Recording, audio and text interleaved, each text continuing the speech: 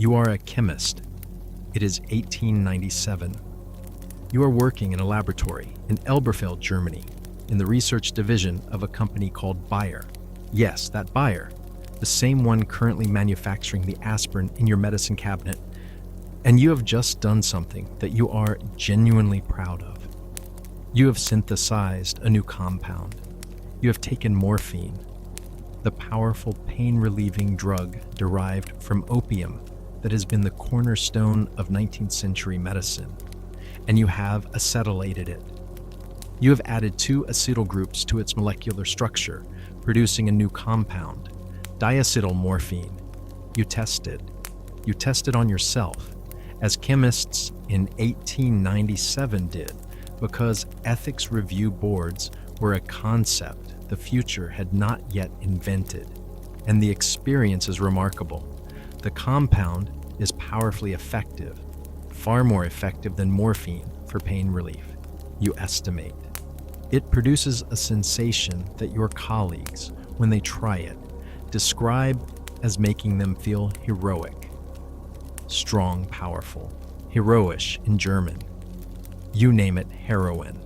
And with that specific act of naming, with that specific confident branding of a compound that the coming century would spend enormous treasure and enormous suffering trying to control, you have started one of the strangest, darkest, most consequential stories in the history of pharmacology, of medicine, of global politics, and of the specific human experience of addiction. Heroin has been a cough medicine. It has been a cure for morphine addiction. It has been a patent medicine sold over the counter in drugstores across America. It has been a weapon of war, deployed deliberately by states against populations they wanted to destabilize. It has been the center of global criminal enterprises of staggering scale and sophistication. It has been the subject of the most expensive, longest-running, and most consistently unsuccessful public health campaign in human history. It has killed millions of people. It has been the specific substance at the center of some of the most important legal, medical, and political debates of the last 125 years. And it all started with a chemist who thought he'd found a safer alternative to morphine. He was wrong, but the wrongness took a remarkably long time to become apparent. This is the complete history of heroin. Chapter 1. The Poppy's Long Shadow. Opium before heroin. To understand heroin, you need to understand opium. And to understand opium, you need to go back a very long time, further back than you might expect. The opium poppy, Papaver somniferum, the sleep-bearing poppy, has been cultivated by human beings for at least 8,000 years. The specific evidence for this: archaeological finds of poppy capsules at Neolithic sites in Switzerland, references to the poppy in Sumerian texts dating to around 3,400 BCE, the specific documentation of poppy cultivation in ancient Mesopotamian and Egyptian records puts the human relationship with this plant at approximately the same antiquity as the wheel, writing, and organized agriculture. This is not coincidence. Opium is extraordinarily effective at 2 things that human beings have always urgently needed: relieving pain and inducing sleep. In a world without anesthesia, without anti-inflammatory drugs, without any of the modern pharmacological toolkit for managing physical suffering, opium was not a recreational luxury. It was the most important medicine that existed. Surgeons used it, physicians used it, midwives used it. The specific alkaloids in opium latex, morphine, codeine, thebaine, and others, interact with the opioid receptors of the human nervous system to produce analgesia of remarkable effectiveness. And human beings who discovered this effect approximately 8 millennia ago were understandably enthusiastic about it. The specific cultural spread of opium follows the patterns of human trade and conquest, with a consistency that tells you how highly valued it was. From its probable origins in the Western Mediterranean and Middle East, opium cultivation spread east through Persia and India, and eventually to China. It traveled with Arab traders through the medieval period. It was known to Greek and Roman physicians. Galen, whose medical theories dominated European medicine for 15 centuries, prescribed it extensively. The specific word opium comes from the Greek opium, meaning poppy juice.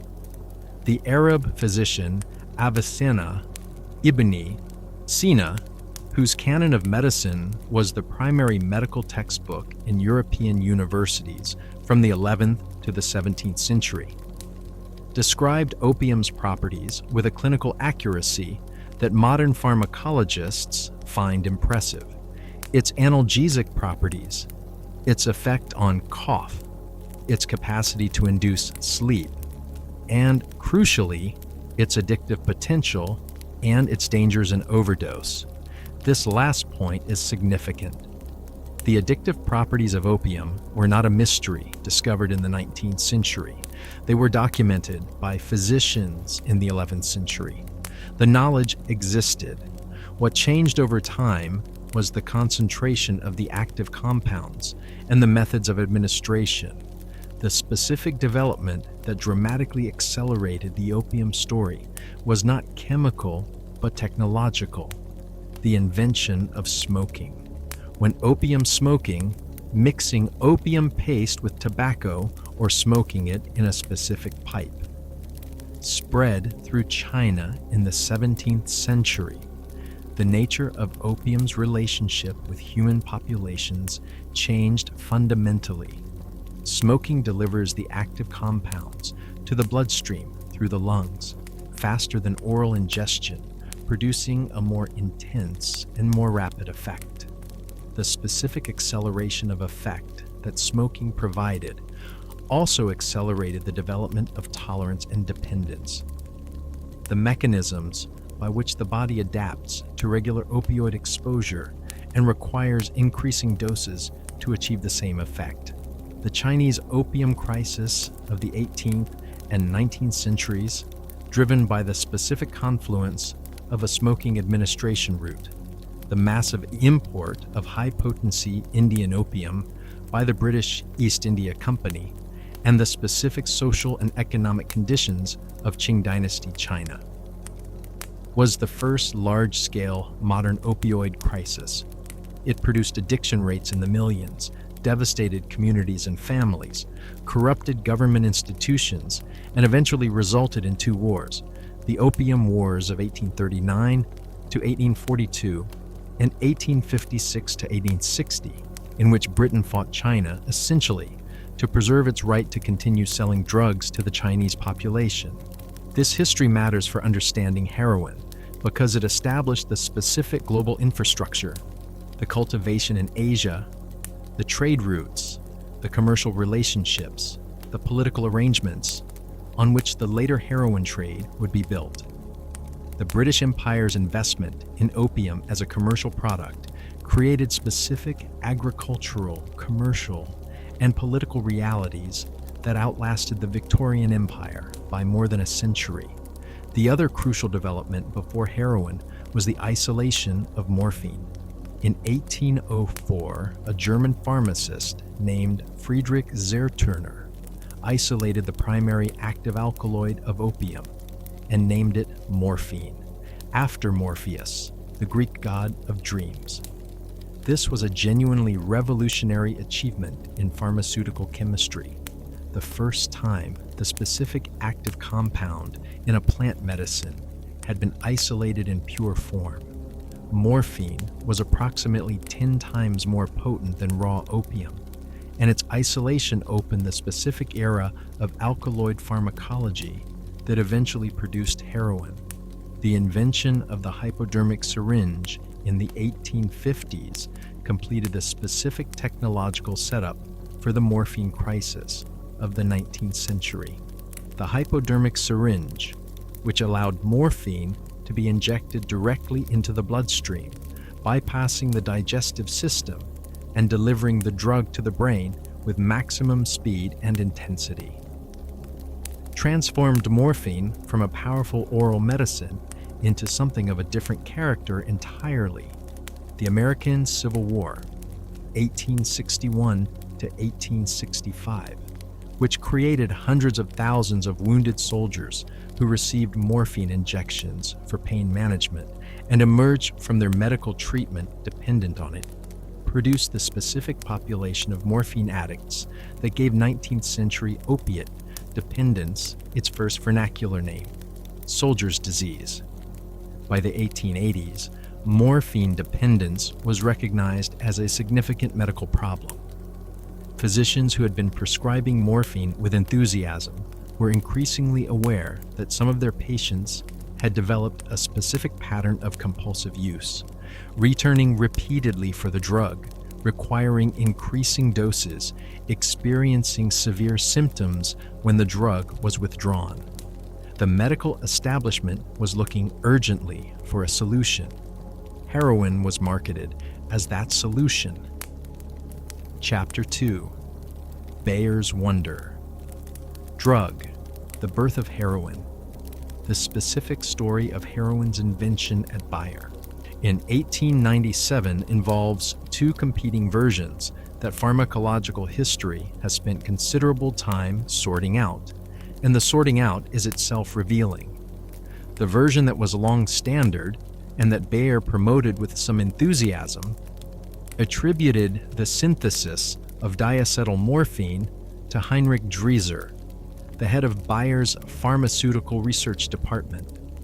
The more recent historical assessment, based on examination of Bayer's internal records, credits Felix Hoffmann, a young chemist in Drieser's department, as the actual synthesizer. Hoffmann is also credited in the same week of August 1897 with synthesizing acetylsalicylic acid, aspirin. One week, one chemist, two of the most consequential pharmaceutical compounds of the modern era. It is one of the more remarkable weeks in the history of chemistry. The acetylation of morphine, the chemical process by which diacetylmorphine was produced, was not, in itself, a new discovery in 1897. A British chemist named C.R. Alderwright had synthesized diacetylmorphine in 1874, but had not pursued the work further. What Bayer did was recognize the commercial potential of the compound and pursue it with the specific resources of a major pharmaceutical company. The testing protocol that Bayer applied to heroin, even allowing for the extremely different ethical standards of 1890s pharmaceutical research, was remarkably casual by any standard. Drieser tested it on animals, then on himself and several colleagues, then on workers at the Bayer plant, then on patients at several hospitals. The testing period was short. The follow-up was minimal. The conclusions were confident. Heroin was, Drieser concluded, approximately 2 to 3 times as potent as morphine on a weight-for-weight basis. It produced powerful analgesia.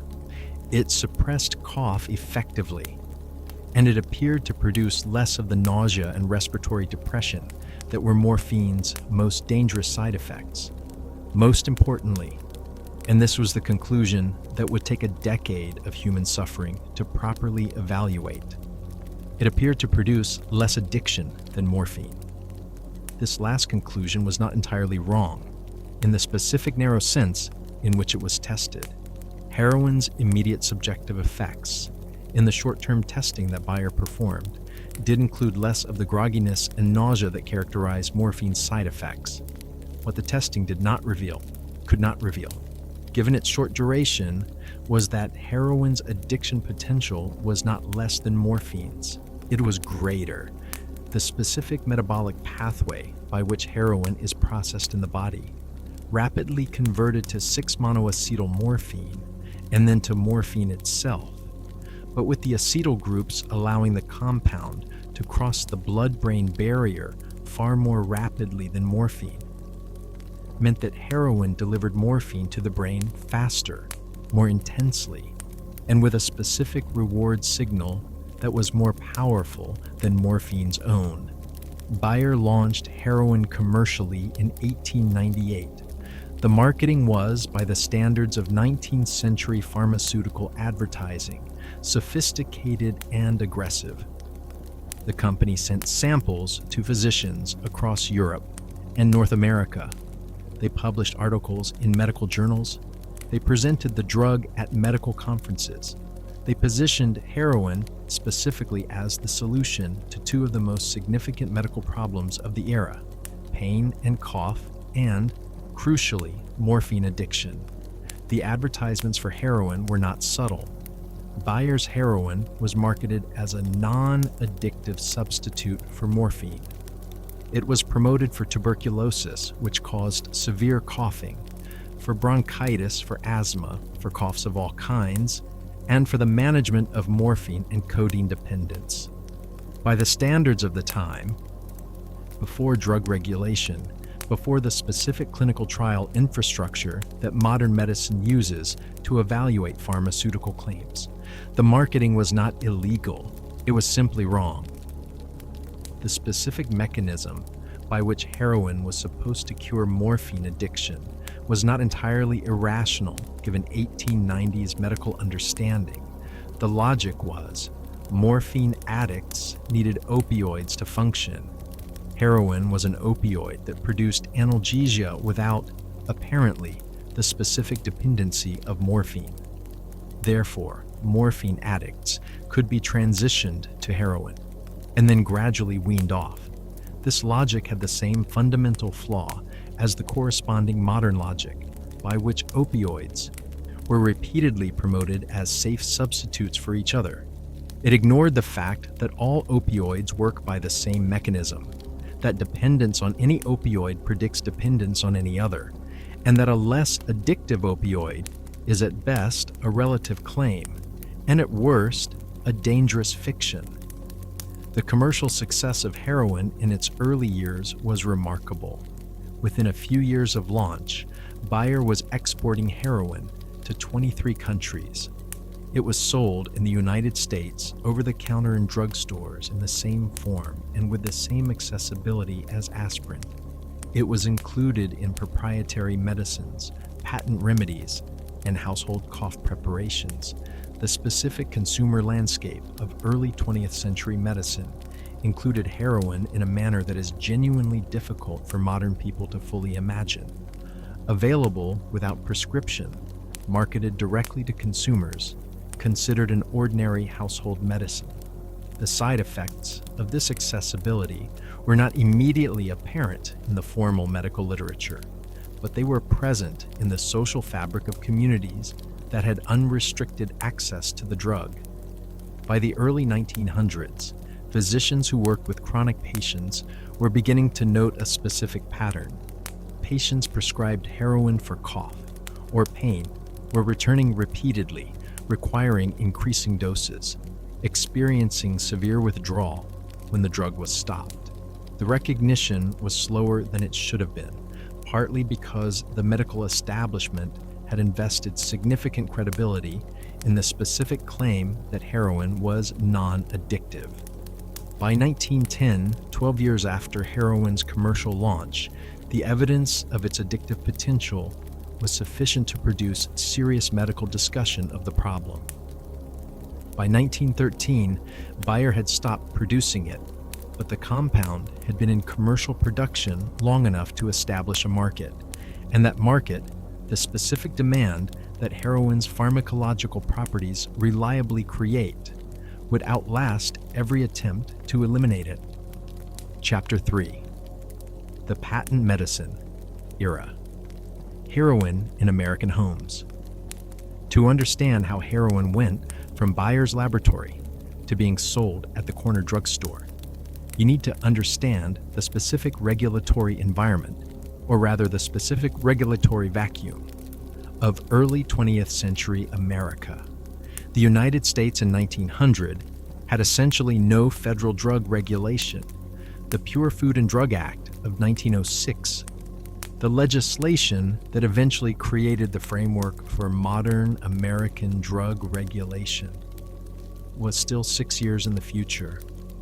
The specific protections that modern Americans take for granted, the requirement that drugs be tested for safety and efficacy before marketing, the requirement that prescriptions be required for certain drugs, the requirement that drug contents be accurately labeled, none of these existed.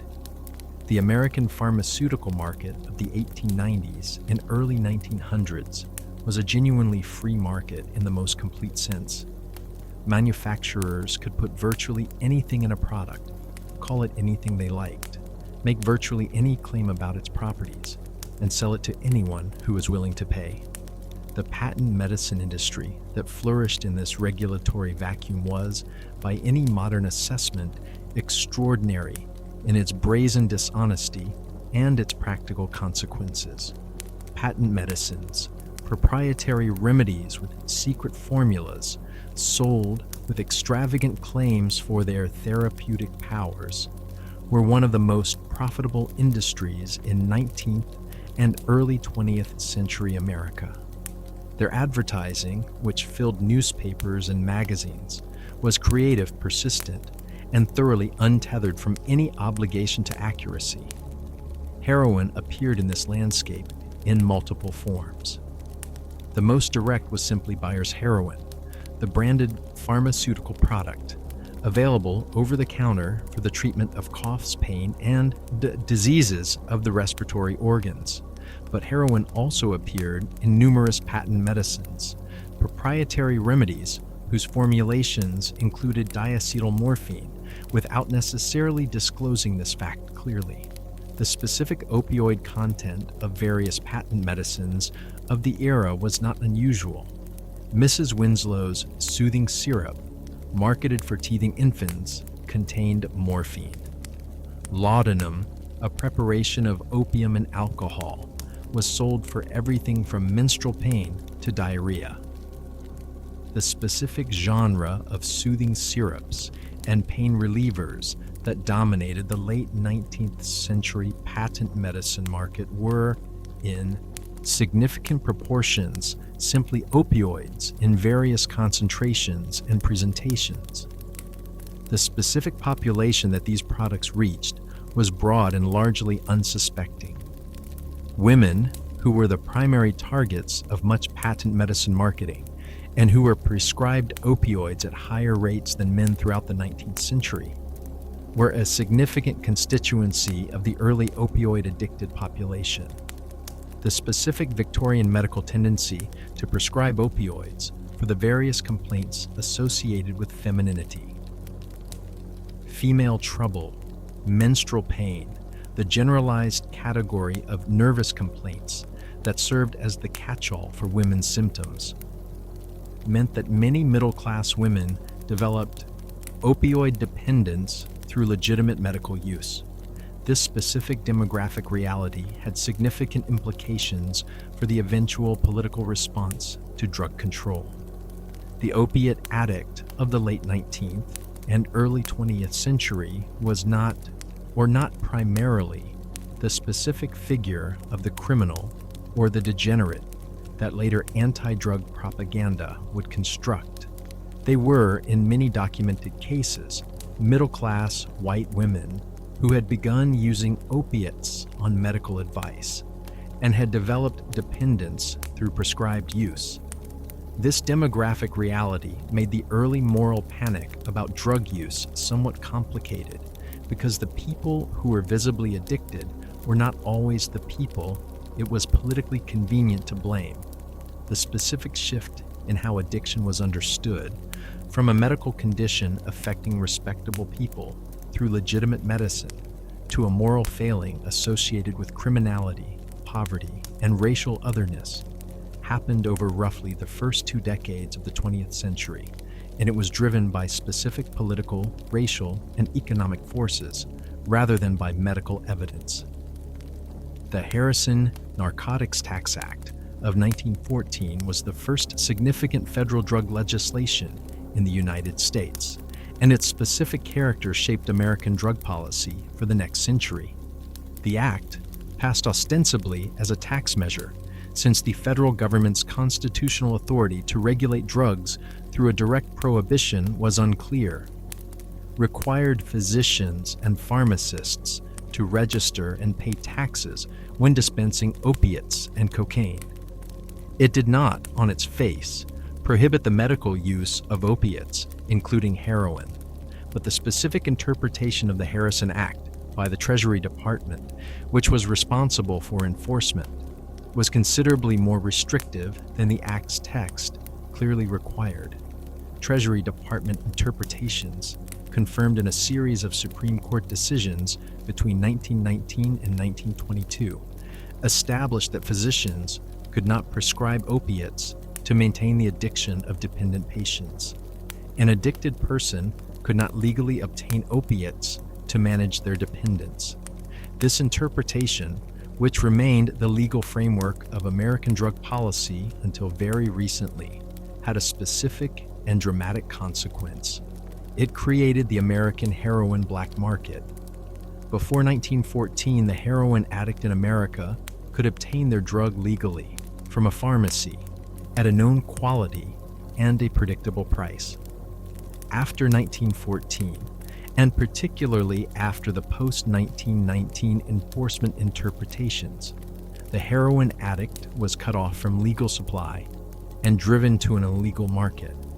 The black market that subsequently developed was organized by people with no interest in product quality or consumer safety, sold at prices that reflected the risk premium of illegal trade, and distributed in ways that created specific patterns of criminal association that the enforcement architecture then targeted with additional criminalization.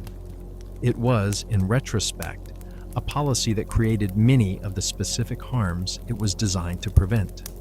Chapter 4: Prohibition and its Fruits. The black market takes shape. The Harrison Act and its enforcement did not reduce heroin use in the United States. It transformed it. The specific nature of this transformation is important to understand because it established patterns that the subsequent century of drug policy would repeat with remarkable consistency.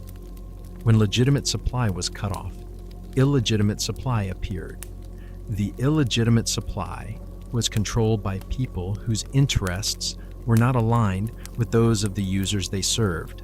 The price was higher, the quality was inconsistent, and the social associations of obtaining the drug changed from the pharmacy visit to the criminal transaction.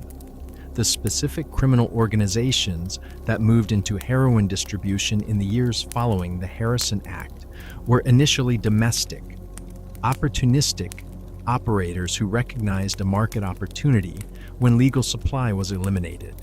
But the specific profitability of heroin, combined with the specific geographic and logistical considerations of its production, raw opium was produced primarily in Asia, Turkey, and the Middle East, quickly attracted organizations capable of managing the specific challenges of international supply chains. The period between 1920 and 1940 saw the emergence of the specific organized crime structures, primarily Italian-American criminal networks associated with the broader Prohibition-era criminal organizations that would dominate American heroin distribution for decades. The same organizational infrastructure that managed the illegal alcohol trade during Prohibition, 1920 to 1933, was easily adapted to manage the illegal drug trade. In some respects, drugs were better suited to criminal distribution than alcohol. They were more compact, more easily transported, more profitable per unit of weight, and their legal status was more permanently established. The international dimensions of the heroin trade in the interwar period centered primarily on Turkey, where opium was legally cultivated, and on the specific processing routes that converted raw opium to heroin in laboratories in southern France, particularly in and around Marseille. The French Connection, which would become one of the most famous drug trafficking routes in history, had its origins in this interwar period, though it reached its operational peak in the 1950s and 1960s. The specific chemistry of heroin production, converting raw opium to morphine base, then acetylating the morphine to produce diacetylmorphine, required laboratory equipment and chemical expertise that was not universally available, creating a specific choke point in the supply chain that organized crime controlled. The Turkish morphine base flowed to Marseille, where Corsican criminal networks operated the laboratories that produced the finished heroin, which then flowed to American distribution networks. The specific geography of this route, Turkish farmers, Corsican chemists, American distributors, was the operational reality of the heroin trade for roughly 3 decades. The specific profits involved were staggering. The raw opium that a Turkish farmer sold for perhaps $10 per kilogram was transformed through the specific chemistry of heroin production and the specific economics of illegal distribution into a product that retailed in American cities at prices hundreds or thousands of times higher. Each step in the chain, the chemical processing, the international smuggling, the domestic distribution, the street-level retail, added value and extracted profit, with the specific economics of illegal distribution reflecting the risks being taken at each level. This profit structure had a specific consequence for the people at the bottom of the distribution chain, the retail dealers who operated in American cities. The combination of high profits and high risk created a specific criminal economy in urban neighborhoods that had limited access to legal economic opportunity. The heroin trade offered income in communities where income was scarce, at the cost of criminal risk and the specific moral economy of participating in a trade that caused significant harm. The specific demographics of who was doing retail heroin dealing in American cities from the 1930s onward reflected the specific demographics of who was excluded from legitimate economic opportunity, primarily Black Americans in segregated northern cities who had access to neither the suburban employment of the post-war boom nor the political protection that would have prevented aggressive policing of their communities. Chapter 5. War and Drugs. The specific history of military heroin. The relationship between military conflict and opioid use is one of the most consistently documented and most consistently underappreciated patterns in the history of the drug. The American Civil War's creation of the soldier's disease of morphine dependence was not an anomaly. It was a pattern. World War I produced its own opioid crisis, somewhat obscured by the specific circumstances of the conflict, the specific medical conditions of trench warfare, the sustained injuries, the shell shock, what we would now call PTSD, the specific grinding misery of static warfare in appalling physical conditions, created enormous demand for pain relief and sedation. Morphine was widely used by the medical services of all the major combatant nations, but World War II and the specific conflicts that followed had a more complex and more sinister relationship with heroin specifically.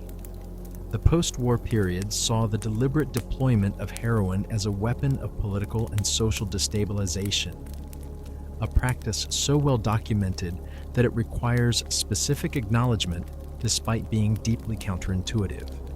The specific role of the Office of Strategic Services, OSS, the predecessor of the CIA, in partnering with Sicilian mafia structures during the Allied invasion of Sicily in 1943, began a set of relationships between American intelligence services and criminal drug trafficking organizations that would persist for decades. The specific operational logic was not drug promotion. The mafia's organizational infrastructure was useful for intelligence gathering and for maintaining order in liberated territories, and the OSS was willing to use it without particular concern for what the mafia did otherwise. After the war, this logic extended, most significantly in Southeast Asia, where the specific geopolitics of the Cold War created a situation in which the CIA found itself partnering with the specific hill tribe militias of the Golden Triangle that were both useful anti-communist fighters and primary producers of raw opium. Air America, the CIA-affiliated airline that operated in Southeast Asia during the Vietnam War era, has been credibly documented as having transported opium for these tribal allies on specific occasions. The specific evidence for this is not conclusive for the most extreme claims sometimes made, but the basic pattern of intelligence agencies making operational accommodations with drug-producing partners is well established in the historical record. The Vietnam War produced the specific heroin crisis that brought the problem of military drug use to urgent public attention in the United States. By 1971, estimates suggested that approximately 10 to 15% of American soldiers in Vietnam were using heroin. The specific drug available in Vietnam, Southeast Asian heroin of very high purity, often 90% or higher compared to the 3 to 5% typical of American street heroin at the time, was cheap, available, and extraordinarily potent. The specific research that followed this crisis, particularly the work of psychiatrist Lee Robbins, who conducted the most rigorous study of returning Vietnam veterans and heroin, produced findings that genuinely upended prevailing assumptions about addiction. Robbins found that approximately 20% of the soldiers she studied had been genuinely dependent on heroin in Vietnam. When she followed up on their status after return to the United States, she found that the overwhelming majority, around 88%, had not relapsed into dependence after returning home. Of those who used heroin again after return, only 14% became re-addicted. These findings, subsequently replicated and expanded by other researchers, suggested that addiction was not simply a pharmacological inevitability produced by drug exposure. The specific context in which drug use occurred, the stress, the trauma, the specific social and environmental conditions of Vietnam mattered enormously. Remove the context, and most people who had been dependent in that context did not remain dependent in the new one. This was a genuinely revolutionary finding that challenged the specific disease model of addiction that had dominated medical thinking, and its implications for drug policy are still being worked through decades later. The specific Southeast Asian heroin that flooded Vietnam-era military supply lines was produced primarily in the Golden Triangle, the mountainous border region of Burma, Thailand, and Laos, where opium had been cultivated for centuries, and where specific tribal peoples maintained cultivation traditions that made the region the world's primary opium producer for much of the mid-20th century. The specific political conditions of the Cold War, the American support for anti-communist factions in the region, regardless of their other activities, created conditions in which the heroin trade was allowed to flourish as a kind of operational subsidy to political allies. Chapter 6: The Golden Triangle and the Golden Crescent. Geography of production. The specific geography of heroin production has shifted over time in ways that reflect geopolitical changes, enforcement pressures, and specific agricultural and economic conditions in different regions. The Golden Triangle, the border region of Burma, Myanmar, Thailand, and Laos, was the dominant heroin-producing region of the world from roughly the 1950s through the 1990s. The specific opium poppies grown in the highlands of this region were cultivated by ethnic minority hill tribe, the Hmong, the Shan, the Wa, and others, who had maintained opium cultivation as an economic staple for generations. The specific political fragmentation of the region, weak central governments, active insurgencies, and the specific geography of mountainous terrain that made enforcement impractical, created conditions in which opium cultivation and heroin production could proceed with minimal interference. The specific figure most associated with the Golden Triangle's heroin trade in its peak decades is Khun Sa, the Shan warlord who controlled the primary opium-producing territories of the Burma-Thailand border region from the 1960s through the 1990s, and who at his peak controlled an estimated 70% of the heroin reaching the United States. Khun Sa was, in the specific tradition of major drug traffickers, simultaneously a criminal enterprise and a political one. He maintained a private army of tens of thousands, controlled territory, collected taxes, and styled himself as the leader of a Shan independence movement. The United States indicted him for drug trafficking in 1990. Burma gave him comfortable retirement in Rangoon after he surrendered to the Burmese government in 1996. He died of natural causes in 2007.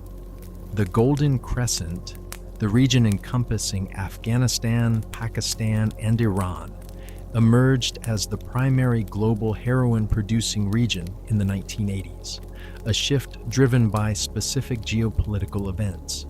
The Soviet invasion of Afghanistan in 1979 and the subsequent decade-long war created conditions. Massive American support for the Afghan Mujahideen, CIA involvement in the region, the specific disruption of normal agricultural and economic activity that dramatically increased opium cultivation in Afghanistan. The specific dynamic was similar to the Southeast Asian pattern. American intelligence services partnering with anti-communist fighters who also happened to be involved in drug production, with the drug production receiving operational tolerance as the price of the military partnership. Pakistani intelligence services, specifically the ISI, were the primary intermediary between the IIIA and the Afghan Mujahideen, and the ISI was specifically linked to drug trafficking through Pakistani laboratories that processed Afghan opium into heroin for export. The specific consequence of this dynamic was a dramatic increase in heroin availability in American and European cities in the early 1980s. The specific heroin that began to appear in European cities in this period was Southwest Asian rather than Southeast Asian in origin, identifiable by its specific chemical profile. And its relative abundance contributed to the specific heroin crises that hit European cities, particularly British cities, in the early 1980s. The British heroin epidemic of the early 1980s was one of the most acute public health crises of the period, concentrated particularly in specific industrial cities: Glasgow, Liverpool, Edinburgh, Manchester, whose specific economic conditions had been devastated by the deindustrialization policies of the Thatcher government. The specific pattern of heroin spreading through networks of unemployed young people in post-industrial cities, with Edinburgh eventually experiencing HIV rates among injecting drug users that approached those of American cities, was a public health catastrophe that the specific policy responses of the period were entirely inadequate to address. The post-Soviet era brought Afghanistan to complete dominance of global heroin production, a dominance that has increased with specific geopolitical events. The Taliban, which controlled most of Afghanistan from 1996 to 2001, actually reduced opium cultivation dramatically, a genuine policy achievement, whatever the Taliban's other characteristics. The 2001 American invasion that toppled the Taliban also eliminated this specific drug control, and Afghan opium production exploded in the subsequent years. By the mid-2000s, Afghanistan was producing approximately 90% of the world's illicit heroin. By the late 2000s, Afghan opium production had reached record levels, producing a surplus that glutted global markets and drove prices to historic lows. Chapter 7: Heroin in American Cities. The Urban Crisis. The specific heroin crisis that dominated American urban life from the late 1960s through the 1980s was one of the most consequential public health and social policy events of the 20th century, and understanding it requires understanding the specific context in which it occurred. You are in New York City in 1971. You're in Harlem, or the South Bronx, or Bedford-Stuyvesant, the specific neighborhoods of concentrated Black poverty that the Great Migration had created, and that the specific dynamics of housing discrimination, job market exclusion, and racially differential law enforcement had maintained. The factories that had provided employment for Black migrants to northern cities were leaving, moving to the suburbs or overseas. The schools were under-resourced and overcrowded. The specific withdrawal of public investment from Black neighborhoods that characterized urban policy of the period had left a social landscape of genuine deprivation. Into this landscape, heroin had arrived. The specific mechanism by which heroin became epidemic in Black urban communities in the late 1960s and 1970s involved multiple converging factors. The returning Vietnam veterans who brought heroin habits home to their communities were one vector. The specific economics of the illegal drug market, which offered income in communities where legitimate income was scarce, were another.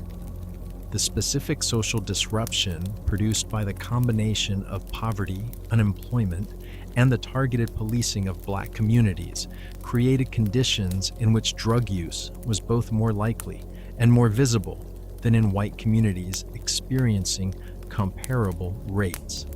The specific heroin of this era was a revelation in its destructiveness. It was sold on street corners, processed at neighborhood cutting mills that diluted pure heroin with lactose, quinine, and various other adulterants to stretch supply, and injected with shared needles in the specific practices that would later be identified as primary transmission routes for HIV. The specific communities hardest hit, Black and Puerto Rican neighborhoods in New York, Chicago, Detroit, Baltimore, and other major cities, experienced rates of heroin addiction, overdose death, and addiction-associated crime that constituted a genuine public health emergency. The policy response to this emergency was, by any assessment, inadequate. The Nixon administration, which simultaneously declared the war on drugs and authorized the most aggressive enforcement-based approach in American history, also funded some of the most innovative treatment programs in American history. The specific methadone maintenance programs that emerged from this period, the insight that addicts could be maintained on a legal opioid that eliminated the criminal behavior associated with illegal drug procurement, represented genuine policy innovation that reduced crime and improved health outcomes in the populations that received it.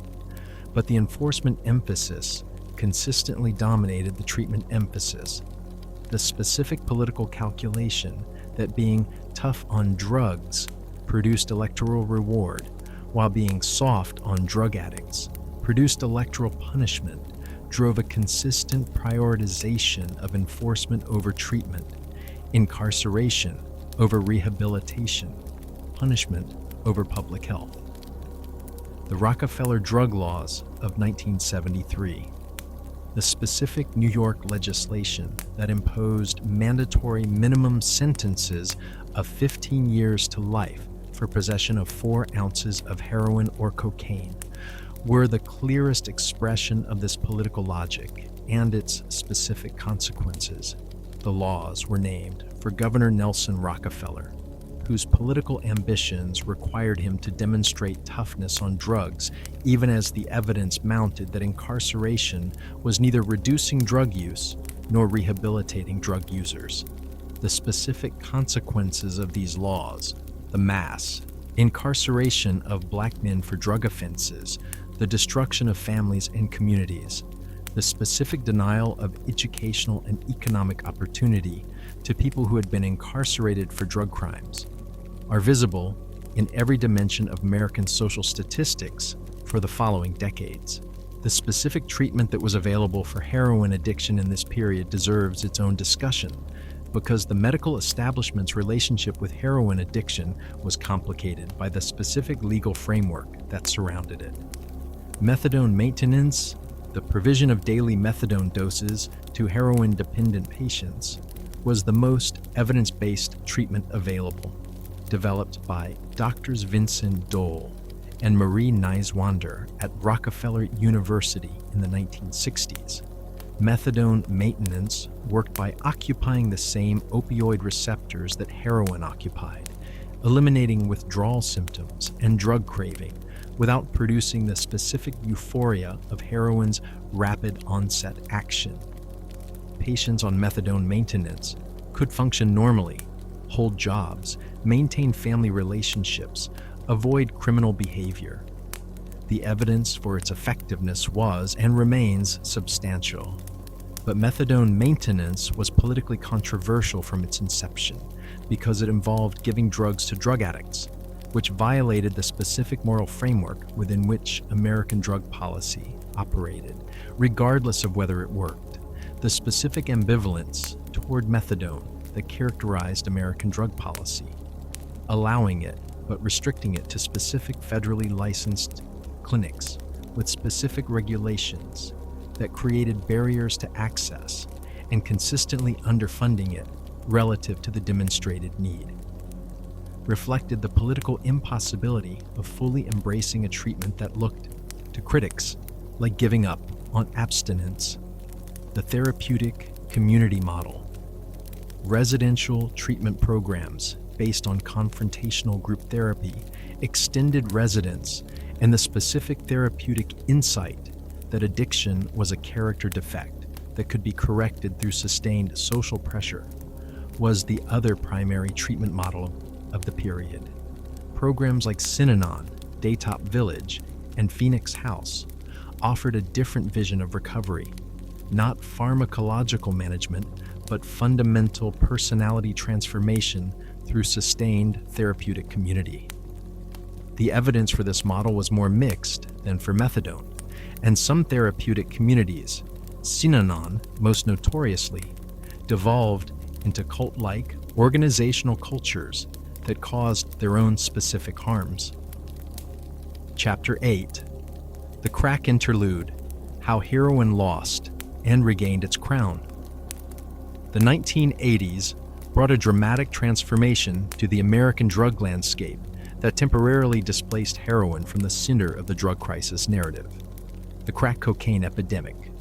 Crack cocaine, the specific form of cocaine that could be smoked rather than snorted, producing a faster and more intense effect than powder cocaine, appeared in American cities in approximately 1985 and spread with a speed and a devastation that shocked even observers familiar with the heroin crisis. The specific economics of crack: it could be sold in small, cheap doses that made it accessible to populations that couldn't afford powder cocaine, combined with the specific pharmacological intensity of smoked cocaine to produce a drug that spread rapidly through precisely the communities that heroin had previously devastated. The policy response to crack was notably more aggressive than the response to heroin, and this differential response has been the subject of specific analysis for its racial dimensions. The Anti-Drug Abuse Act of 1986 established a 100-to-1 sentencing disparity between crack and powder cocaine. 5 grams of crack cocaine triggered the same mandatory minimum sentence as 500 grams of powder cocaine. The specific demographics of crack use, predominantly black, versus powder cocaine use, predominantly white and middle class, meant that this disparity fell with specific severity on black defendants. This disparity was not corrected until 2010, when the Fair Sentencing Act reduced it to 18-to-1. Still unequal, but less dramatically so. During the crack era, heroin use, particularly in older urban populations, continued, but with less public attention. The specific heroin market of the late 1980s was characterized by a shift in administration route that reflected both changing drug culture and specific demographic shifts among users. The needle, associated in the AIDS era with HIV transmission risk, became less attractive to some users, and the higher purity heroin that was increasingly available from Southwest Asian sources could be smoked or snorted, eliminating the injection risk. This specific change, from injection to smoking and snorting as primary administration routes, dramatically expanded the potential market for heroin. The specific barrier to heroin use, represented by the needle, the psychological aversion, the specific association with depraved addiction, the specific HIV risk, was real and had kept some potential users from heroin who would otherwise have tried it. The availability of high-purity heroin that could be used without injection opened the drug to populations that had previously been insulated from it. The 1990s saw heroin penetrate into suburban and rural white communities in ways that the previous urban heroin crisis had not. The specific demographic of new heroin users in the 1990s, younger, whiter, more suburban and rural, entering through the specific gateway of the higher purity snortable product, represented a genuine shift in the drug's user population and a genuine shift in the political visibility of the problem. The political response to heroin in white suburban communities was notably different in tone from the response to heroin in black urban communities. The language of addiction as disease, of heroin users as patients needing treatment rather than criminals needing incarceration, became more prevalent in policy discussions as the affected population became more demographically represented in the political class. This differential response has been one of the most consistently observed and most consistently criticized features of American drug policy. Chapter 9: The Opioid Epidemic. Heroin's Return Through the Medicine Cabinet. The specific history that turned American opioid addiction from an urban crisis concentrated in marginalized communities into a nationwide emergency, visible in every zip code and every demographic, is one of the most important and most disturbing stories in recent American medical history. You are a doctor in 1996. You are attending a medical conference and you are hearing something genuinely exciting, a presentation about the undertreatment of pain. The presenter, backed by pharmaceutical company marketing that you don't fully recognize as such, is telling you that opioids have been unjustifiably stigmatized, that patients with chronic pain are suffering unnecessarily because physicians are too cautious about prescribing opioids, and that new formulations of opioids, particularly OxyContin, the extended-release oxycodone that Purdue Pharma has just launched, can provide sustained pain relief without the addiction risk of shorter-acting opioids. This last claim, that extended-release opioids had reduced addiction risk compared to immediate-release formulations, was not supported by the evidence, but it was stated with confidence, repeated by Purdue's sales representatives in physician offices across America, published in continuing medical education materials that Purdue funded, and embedded in a specific cultural moment that made it influential. The Joint Commission on Accreditation of Healthcare Organizations had added pain as a fifth vital sign that hospitals should routinely measure and address. Patient satisfaction surveys were tied to physicians' reputations and incomes. The specific combination of pharmaceutical marketing, regulatory failure, and institutional incentives created conditions in which opioid prescribing expanded dramatically. OxyContin was launched with a specific and consequential lie: that its extended-release formulation meant that it was less subject to abuse than immediate-release oxycodone, because the drug released slowly rather than all at once. The specific flaw in this argument was that the extended-release mechanism was easily defeated by crushing the tablet before use, releasing all the drug at once for immediate absorption. Purdue knew this. Their internal documents, subsequently revealed in litigation, demonstrate specific knowledge that the tablets were being abused. They continued to market them aggressively regardless. The opioid prescription epidemic that followed, beginning in the late 1990s and accelerating through the 2000s, created an addiction crisis of unprecedented scale. By the mid-2000s, prescription opioids were being prescribed in quantities that far exceeded any legitimate medical need. The United States, with approximately 5% of the world's population, was consuming approximately 80% of the world's oxycodone.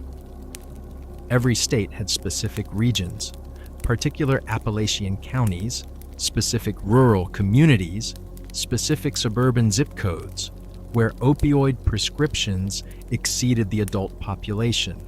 The specific trajectory of this epidemic followed a predictable but devastating pattern. Patients were prescribed opioids for legitimate pain, surgery, injury, chronic conditions. They developed physical dependence, which their physicians sometimes managed by continued prescribing and sometimes addressed by cutting off the prescription. When prescriptions were cut off, patients who had developed dependence had two options: manage the specific misery of opioid withdrawal without support, or find alternative supply. The alternative supply was available. The specific irony, and it is a genuinely bitter irony, is that the prescription opioid epidemic created the specific demand that the heroin market subsequently satisfied. When OxyContin formulations were changed in 2010 to make them more tamper-resistant, and when prescription drug monitoring programs and enforcement pressure reduced the availability of prescription opioids generally, many people who had developed opioid dependence through prescription pills switched to heroin, which was cheaper, more available, and pharmacologically similar. The heroin that entered this market was not the heroin of the 1970s urban crisis. It was, increasingly, heroin cut with fentanyl, and then heroin replaced entirely by fentanyl. Chapter 10. Fentanyl. When the crisis changed. Shape. Fentanyl is not heroin. It is a synthetic opioid, created entirely in a laboratory from precursor chemicals, without any botanical starting material. It was synthesized by Paul Janssen in 1960 for legitimate pharmaceutical use, and has, in its pharmaceutical forms, a genuine and important medical application. It is used as a surgical anesthetic, as a patch for chronic pain management, and in various controlled hospital settings where its specific pharmacological properties, rapid onset, short duration of action in intravenous form, high potency, make it the right tool for specific medical jobs. In those forms, fentanyl is a medication. In the form that has been appearing in the illegal drug supply since approximately 2013, it is the primary driver of what has become the deadliest drug crisis in American history. The specific potency of fentanyl relative to heroin, approximately 50 to 100 times more potent by weight, creates a specific and deadly challenge for the illegal drug market. Heroin is typically distributed in the illegal market in bags containing approximately 0.1 grams of product, adulterated to a specific purity that produces the desired effect in an experienced user without overdose risk. Fentanyl at the same potency level would require a dose measured in micrograms, quantities so small that consistent mixing with cutting agents to produce uniform product is essentially impossible with the specific equipment available in illegal drug production. The consequence of this is that fentanyl adulterated or fentanyl substituted heroin is extraordinarily difficult to dose consistently. A batch that is unevenly mixed, with some portions containing much higher concentrations of fentanyl than others, will produce predictable effects in some portions and lethal overdose in others, even when the user has an established tolerance for heroin. The specific mechanism of opioid overdose, respiratory depression, in which the brainstem's automatic drive to breathe is suppressed to the point where breathing stops, produces death in minutes if the dose is sufficient and the person is alone. The scale of this crisis is genuinely staggering. Overdose deaths in the United States, which had been rising through the prescription opioid era, accelerated dramatically with the fentanyl transition. By 2017, the United States was recording approximately 70,000 overdose deaths annually, more deaths than the entirety of the Vietnam War, more deaths than motor vehicle accidents, more deaths than any other cause, among Americans between 18 and 45 years old. By 2020, the figure had reached approximately 93,000. By 2021, it exceeded 107,000. The specific fentanyl driving this crisis was not primarily pharmaceutical-grade fentanyl diverted from medical supply chains. It was illicitly manufactured fentanyl, produced in laboratories in China and subsequently in Mexico, shipped through international mail services and through land border crossings, and distributed through the specific infrastructure of the existing illegal drug market. China's role in the fentanyl crisis as the primary source of both fentanyl itself and the precursor chemicals used to manufacture it in Mexico has been a significant point of diplomatic tension between the United States and China. Under American pressure, China significantly restricted fentanyl export in 2019, leading to a partial shift in fentanyl production to Mexico, where the Sinaloa cartel and the Jalisco New Generation cartel developed the specific production and distribution capacity to supply the American market. The specific geography of the fentanyl crisis within the United States has shifted over time in ways that reflect the specific distribution networks involved. The crisis began in the Northeast, New England states, Ohio, West Virginia, and the Mid-Atlantic, in communities where heroin was already prevalent and where the transition from prescription opioids to heroin had already occurred. As the crisis expanded through the broader heroin-using population and the fentanyl supply expanded to match demand, the crisis spread to regions, the South, the West, that had been relatively less affected by the previous phases of the opioid epidemic. Chapter 11. Treatment. What works and why? We don't always do it.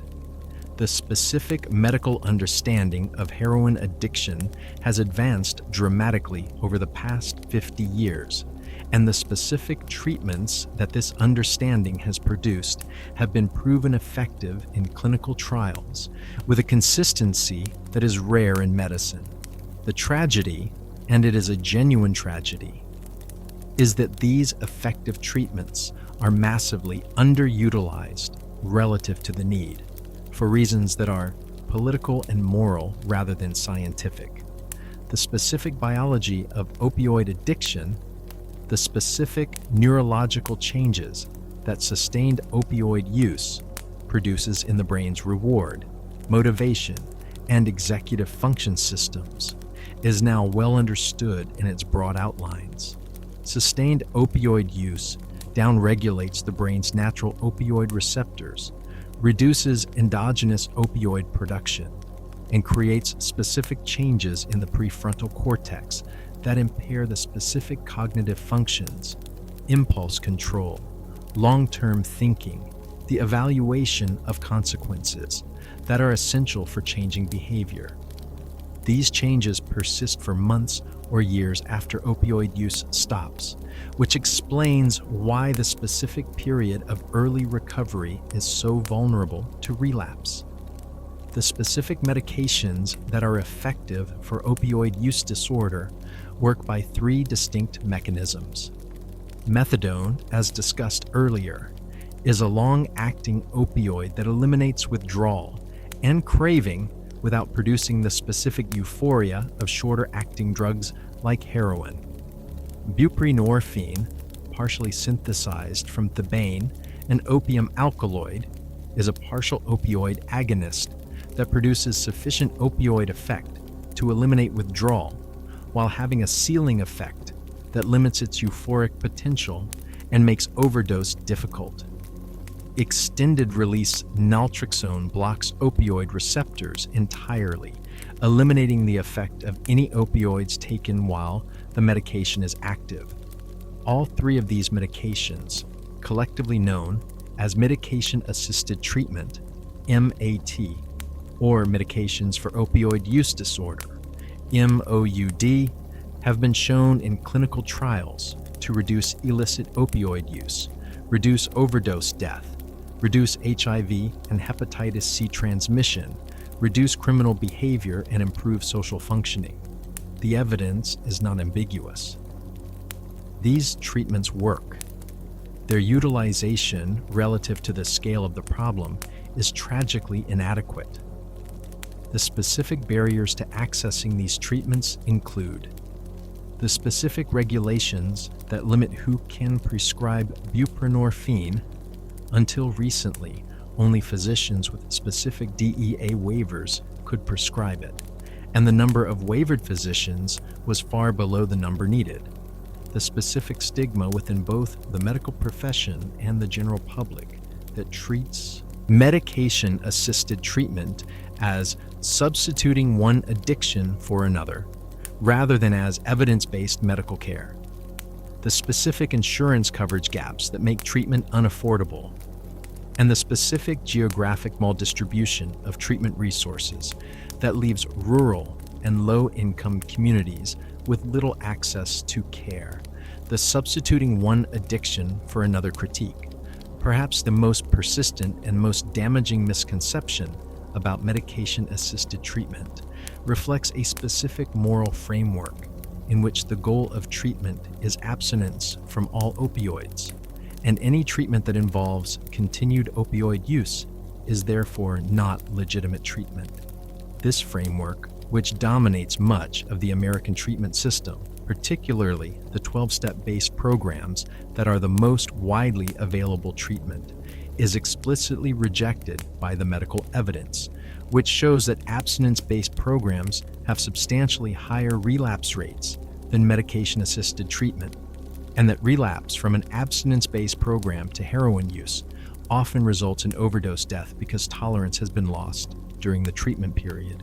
The 12-step model, developed by Alcoholics Anonymous in the 1930s and extended to drug addiction through Narcotics Anonymous and other organizations, has a genuine and important role in the recovery community. It provides social support, community, accountability, and a framework for behavioral change that many people find genuinely helpful. But it was developed before the neurobiology of addiction was understood and its specific claims that addiction is a spiritual disease, that recovery requires a spiritual transformation, that total abstinence from all substances is the only legitimate goal, are not consistent with the medical understanding of addiction as a chronic brain condition that, like other chronic conditions, can often be managed most effectively with ongoing medication. The harm reduction approach, which accepts that some people will continue to use drugs and attempts to minimize the specific harms associated with drug use without requiring abstinence, has accumulated strong evidence for its effectiveness and strong political opposition. Needle exchange programs, which provide sterile injection equipment to people who inject drugs, have been shown to dramatically reduce HIV and hepatitis C transmission without increasing drug use. Naloxone, the opioid antagonist that reverses overdose, distributed widely to users and their families, has saved hundreds of thousands of lives. Supervised consumption sites, facilities where people can use drugs under medical supervision, allowing intervention in overdose, have been shown in Canadian and European evidence to eliminate overdose deaths in the facilities while connecting users to treatment. American policy toward harm reduction has been inconsistent and often explicitly hostile. Federal funding for needle exchange programs was prohibited for most of the period between 1988 and 2016. Supervised consumption sites remain illegal under federal law. The specific political resistance to harm reduction reflects the specific moral framework that enabling drug use is worse than the specific harms associated with drug use that has dominated American drug policy despite the evidence. Chapter 12: The War on Drugs. What 50 years of enforcement accomplished. Richard Nixon declared the war on drugs in 1971, specifically naming drug abuse as public enemy number one. 50 years later, the specific results of that war can be evaluated against the specific goals it was stated to pursue. The goal was reducing drug use. American drug use, measured by self-report surveys, has fluctuated over this period in response to social trends, cultural factors, and the specific availability of different drugs. But the overall trend has not been downward. The specific drugs that have been most aggressively enforced against have sometimes declined in use as other drugs substituted for them. But the overall level of drug use in American society has not been significantly reduced by 50 years of the most aggressive drug enforcement effort in the world. The United States incarcerates more people, in absolute terms and per capita, than any other country in the world. A substantial proportion of this incarceration is drug-related. In 1980, approximately 40,000 people were incarcerated in federal and state prisons for drug offenses. By 2015, this figure had risen to approximately 500,000. The specific cost of this incarceration: financial, in the billions of dollars per year; social, in the specific destruction of families and communities; and political, in the specific disenfranchisement of people with criminal records who lose voting rights, has been enormous. The specific racial distribution of drug enforcement has been one of the most thoroughly documented dimensions of the war on drugs. Survey data consistently shows that white Americans and Black Americans use drugs at approximately equal rates. Arrest rates for drug offenses are approximately 4 times higher for Black Americans than for white Americans. Conviction and incarceration rates are even more disparate. The specific mechanism by which this disparity is maintained, the geographic targeting of enforcement in predominantly Black neighborhoods, the specific differential in how possession versus distribution offenses are charged, The specific sentencing disparities, of which the crack/powder cocaine disparity is the clearest example, has been analyzed extensively without producing policy change commensurate with the evidence. The global dimensions of the war on drugs have been equally consequential and equally difficult to evaluate as successes. The specific investment of American foreign policy resources in drug control, the aerial fumigation programs in Colombia and Peru, the interdiction operations in the Caribbean and Pacific, the specific military assistance to governments engaged in counter-narcotics operations, has not produced sustained reductions in drug availability in American markets. The specific nature of the drug market as an economic system, resilient, adaptive, capable of shifting production and distribution routes in response to enforcement pressure, means that enforcement at any point in the chain tends to displace, rather than eliminate, the supply.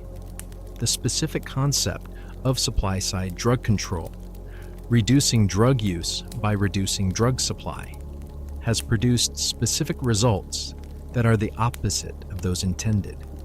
The enforcement pressure that makes drug production and distribution more difficult and more dangerous increases the price premium that drugs command, which increases the profitability of drug trafficking, which attracts criminal investment, which increases the sophistication and resilience of the criminal organizations involved.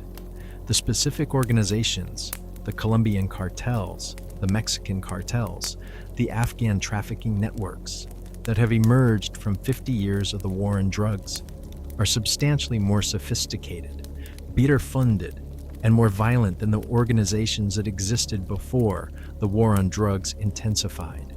The specific moment at which drug policy began to shift significantly was the AIDS epidemic of the 1980s and 1990s, which created specific urgency around harm reduction that the enforcement approach alone could not address. The specific transmission of HIV through shared injection equipment, which killed hundreds of thousands of drug users and created significant spread into the broader population, produced a public health emergency that gradually forced a reconsideration of some of the most absolute enforcement positions. The broader shift toward treating drug addiction as a public health issue rather than primarily a criminal justice issue has been gradual, contested, and incomplete. The specific legislation, state-level decriminalization measures, the rescheduling of various substances, the specific expansion of access to medication-assisted treatment represents genuine policy movement, but the fundamental architecture of the war on drugs, the criminalization of possession, the specific mandatory minimum sentencing that removed judicial discretion, the specific federal supremacy over drug scheduling, remains largely in place. Chapter 13. Around the World. How different societies responded. The specific American approach to heroin. Criminalization, enforcement, incarceration is not the only approach that democratic societies have taken to the drug.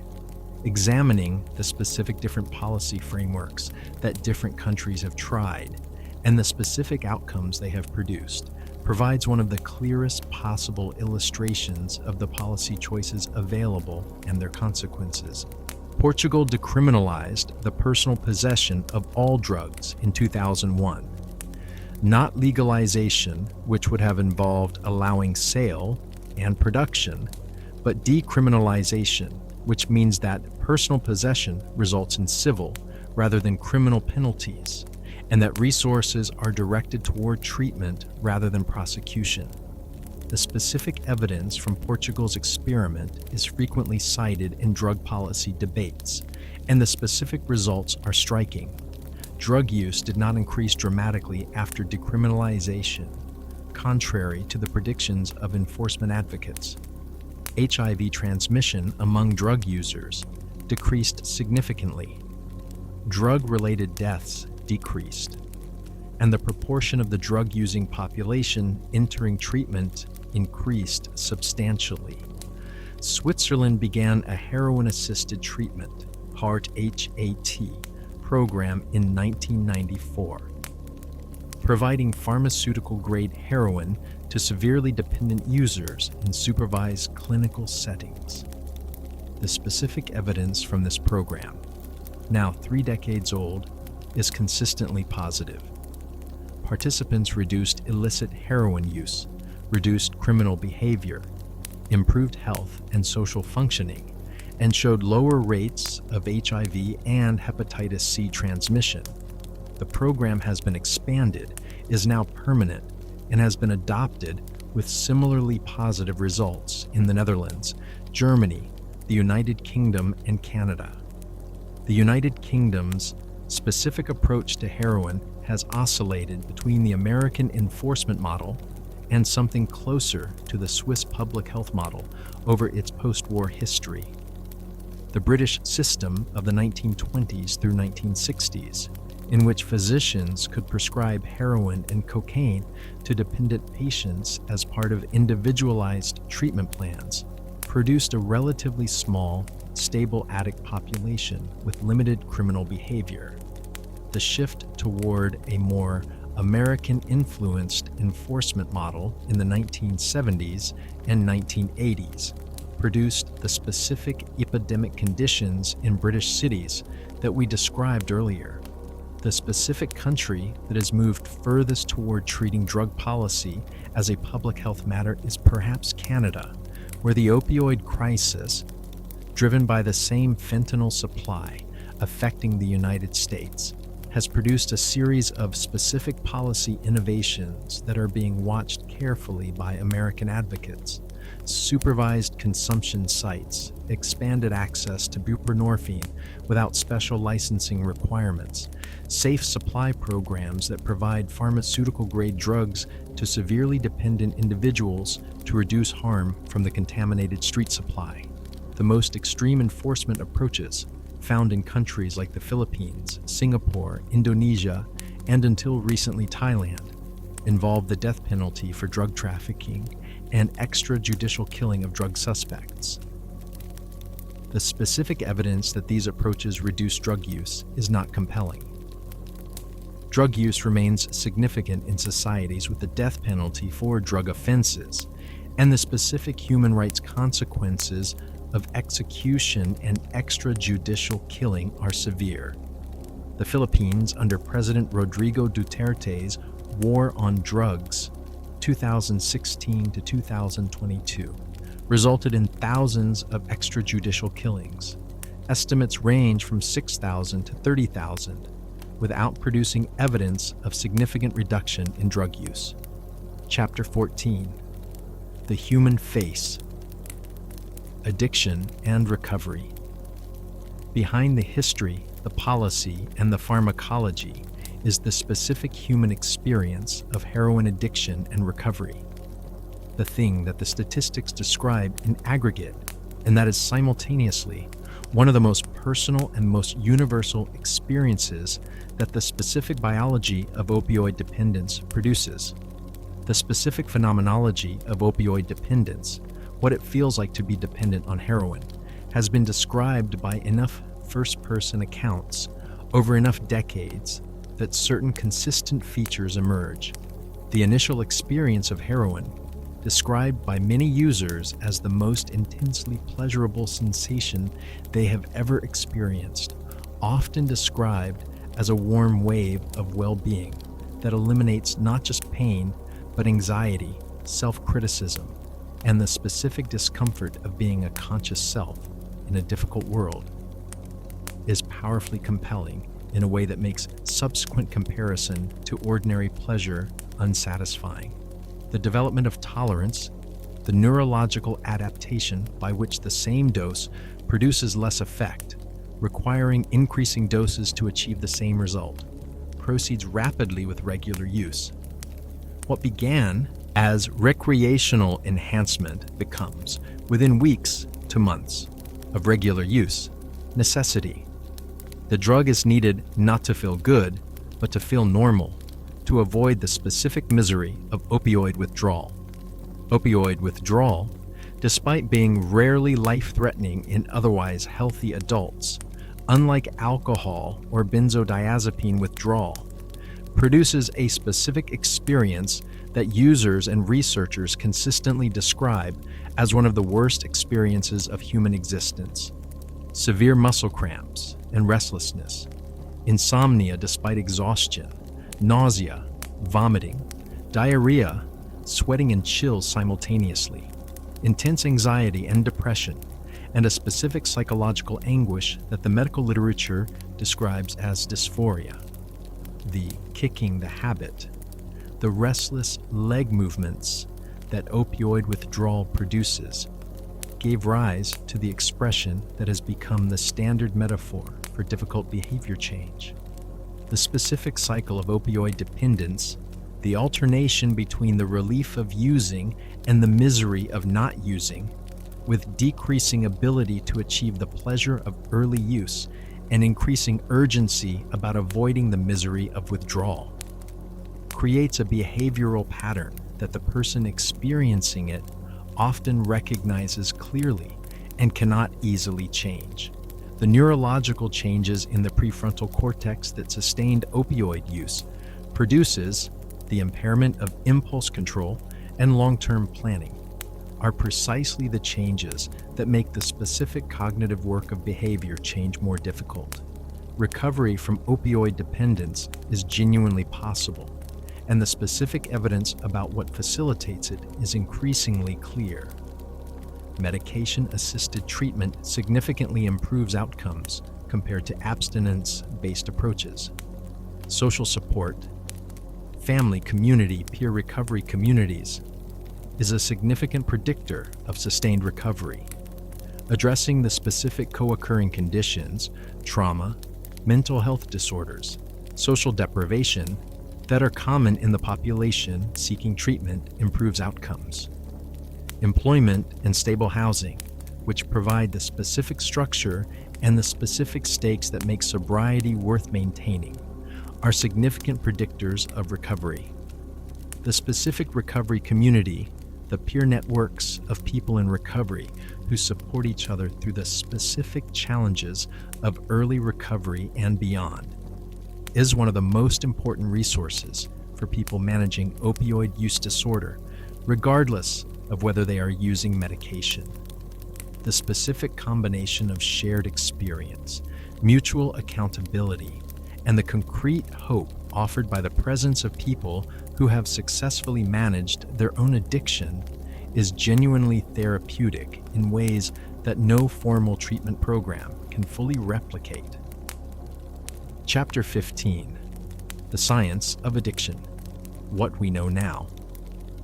The specific scientific understanding of addiction has been transformed over the past 4 decades by advances in neuroscience, genetics, and the specific development of brain imaging technologies that have allowed researchers to observe what happens in the addicted brain. The specific mechanism by which opioids produce both their therapeutic effects and their addictive potential is now understood in considerable detail. Opioids bind to mu-opioid receptors, protein structures on the surface of neurons that normally respond to the body's endogenous opioid peptides, endorphins, enkephalins, and dynorphins. These receptors are distributed throughout the central nervous system, with particularly high concentrations in the regions responsible for pain processing, reward, and motivation, and autonomic functions, including breathing. When opioids bind to mu-opioid receptors in the brain's reward circuits, particularly in the nucleus accumbens and the ventral tegmental area, they produce the specific dopamine signal that the brain uses to mark experiences as important and worth repeating. This is the specific neurological basis of opioid euphoria and of the learned behavior that drives compulsive opioid seeking. The brain's reward system, which evolved to reinforce behaviors that promote survival, eating, sex, social bonding, is hijacked by opioids to produce an overwhelming signal that treats drug use as one of the most important behaviors possible. The specific changes that chronic opioid use produces in the brain's reward system, the downregulation of dopamine receptors, the reduction in the brain's sensitivity to natural rewards, the specific changes in prefrontal cortex function. Explain the specific features of advanced addiction.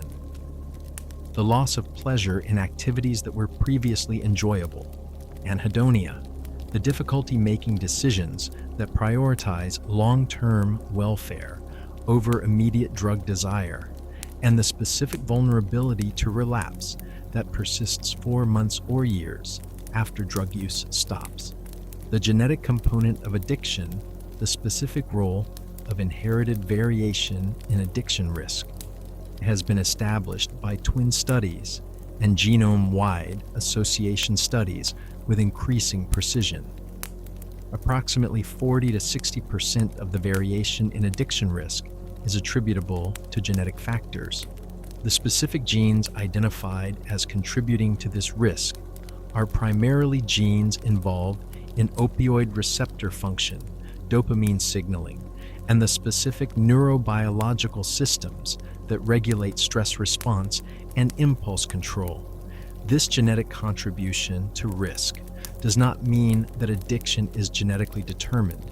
The environment, trauma history, social context, and the specific patterns of drug exposure all contribute significantly.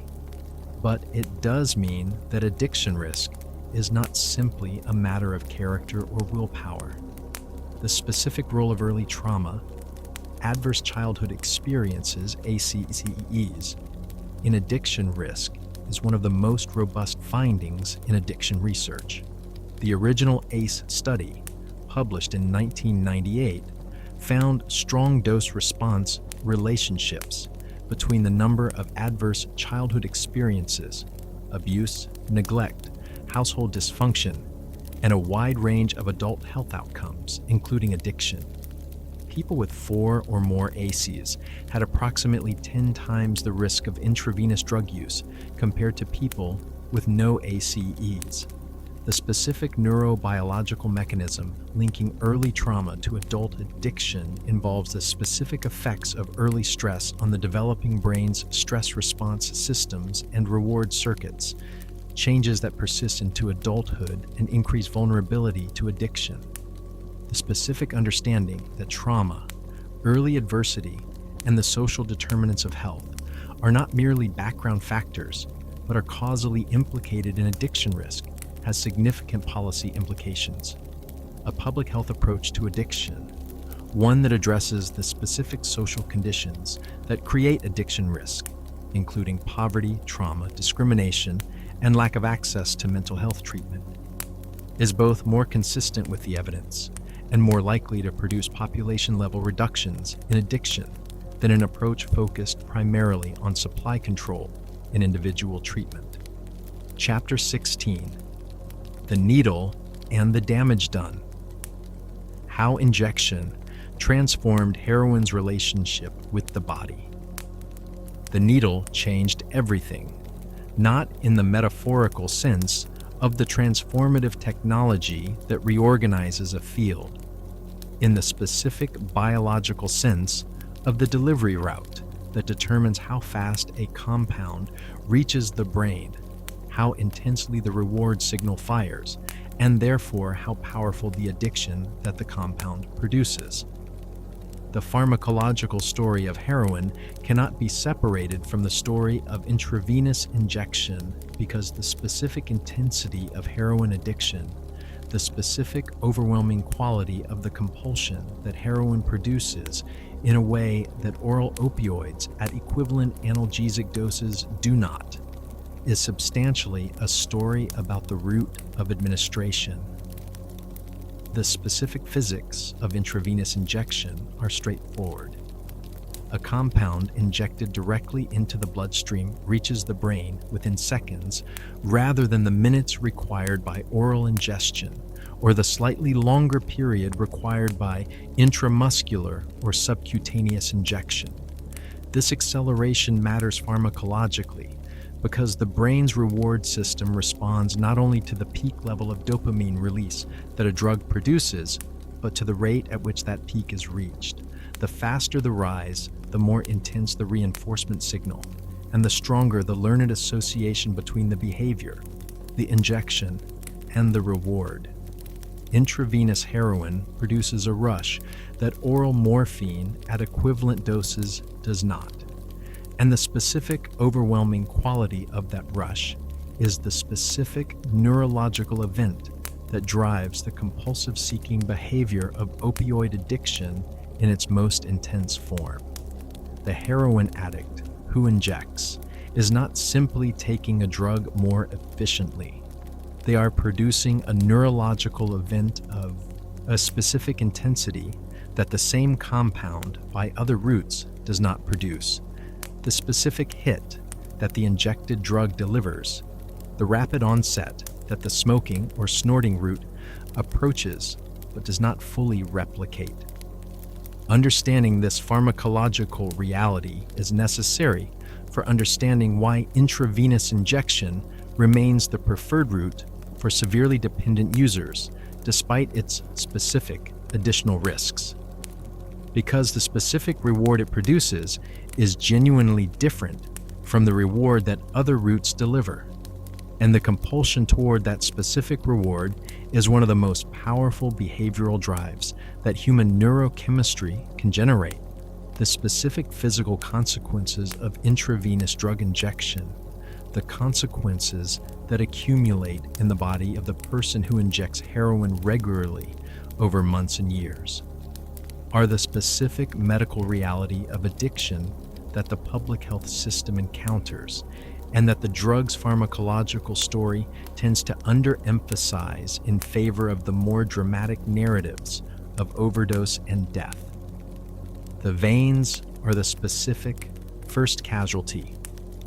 Repeated injection into the same sites produces local inflammation, scarring, and eventual collapse of the venous access that the injector began with.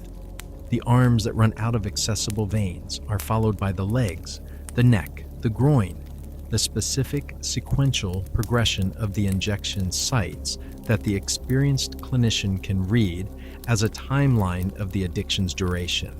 The specific infections that intravenous drug use produces are among the most serious and most expensive medical consequences of heroin addiction.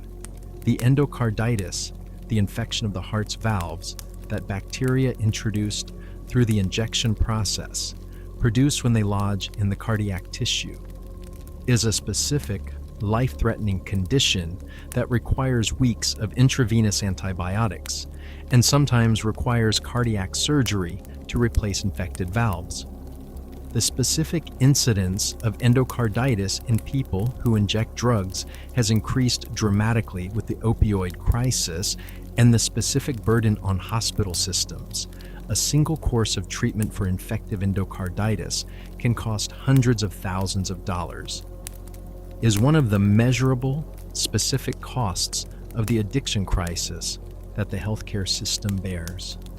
The HIV and hepatitis C transmission through shared injection equipment is the specific infectious disease dimension of injection drug use that the AIDS crisis brought to devastating prominence and that harm reduction programs address most directly.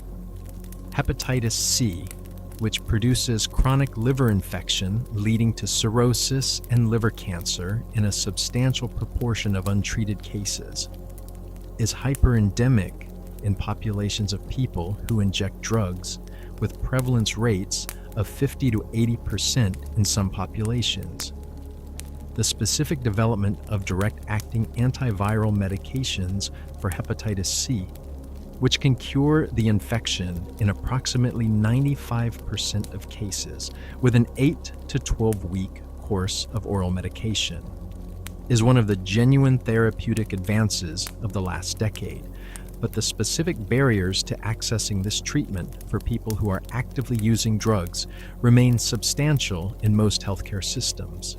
The skin infections, the abscesses, cellulitis, and wound botulism that injection into non-venous sites or with contaminated equipment produces are the specific, visible medical presentations that emergency departments encounter most frequently in people who inject drugs.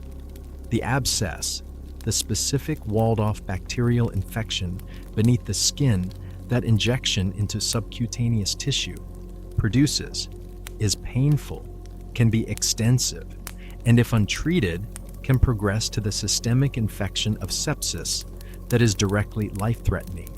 The specific management of these infections, the drainage and antibiotics that constitute their treatment, is well within the capacity of modern medicine. The specific challenge is that the conditions producing the infections, the continued drug use, the lack of sterile equipment, the specific social circumstances that make safe injection impossible, are not addressed by the treatment of the individual infection.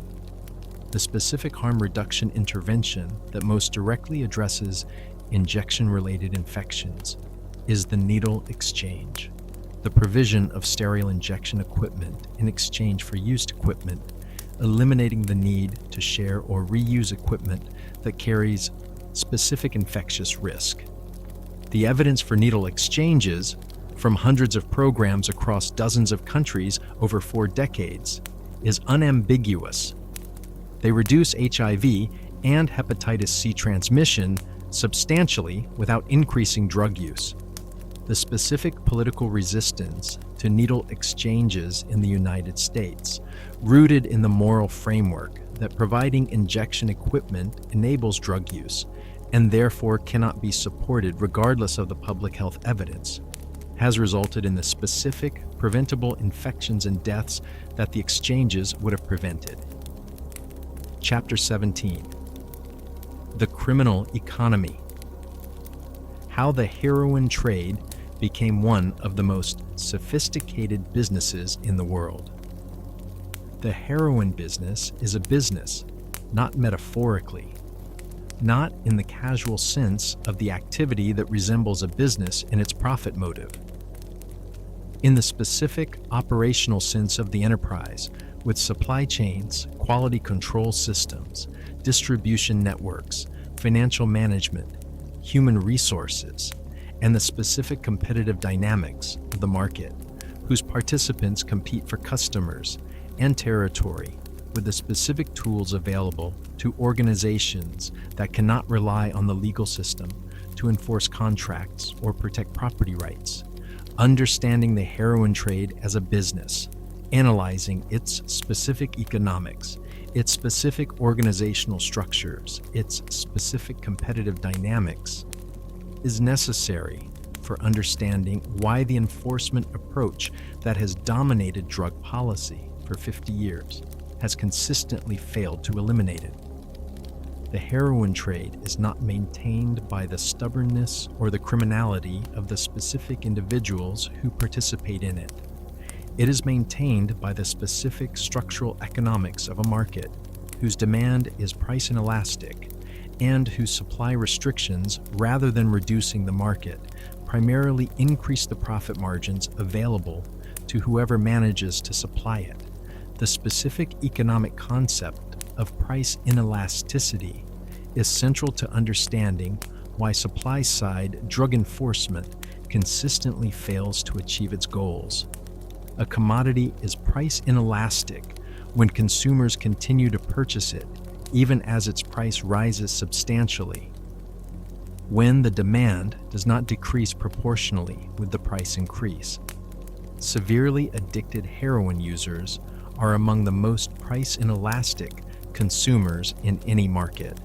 They will pay almost any price for the drug their physiology requires, diverting resources from food, housing, and other necessities to maintain their drug supply when prices rise. This means that enforcement that successfully reduces supply and raises prices does not reduce consumption among the addicted population. It increases the criminal activity and social harm associated with obtaining the drug. The specific organizational structure of the heroin trade has evolved over time in response to both the specific economics of the market and the specific enforcement pressure it faces.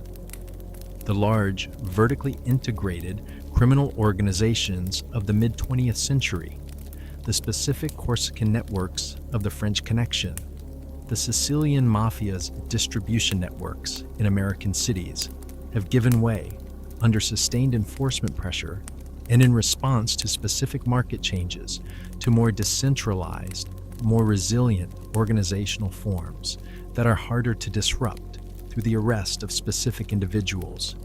The specific concept of the franchise model, in which a central organization controls brand, supply, and quality while distributing through independent operators who take the specific risks of street-level dealing in exchange for access to the supply, emerged in the heroin market as an organizational innovation that improved both resilience and market reach. The specific street-level dealer who is arrested and incarcerated is replaceable. The supply chain that provided their product is not immediately disrupted. The specific organizational learning from each enforcement operation about how to structure the business to survive specific law enforcement tactics has made the heroin trade progressively more resilient to the enforcement approach that has been applied to it.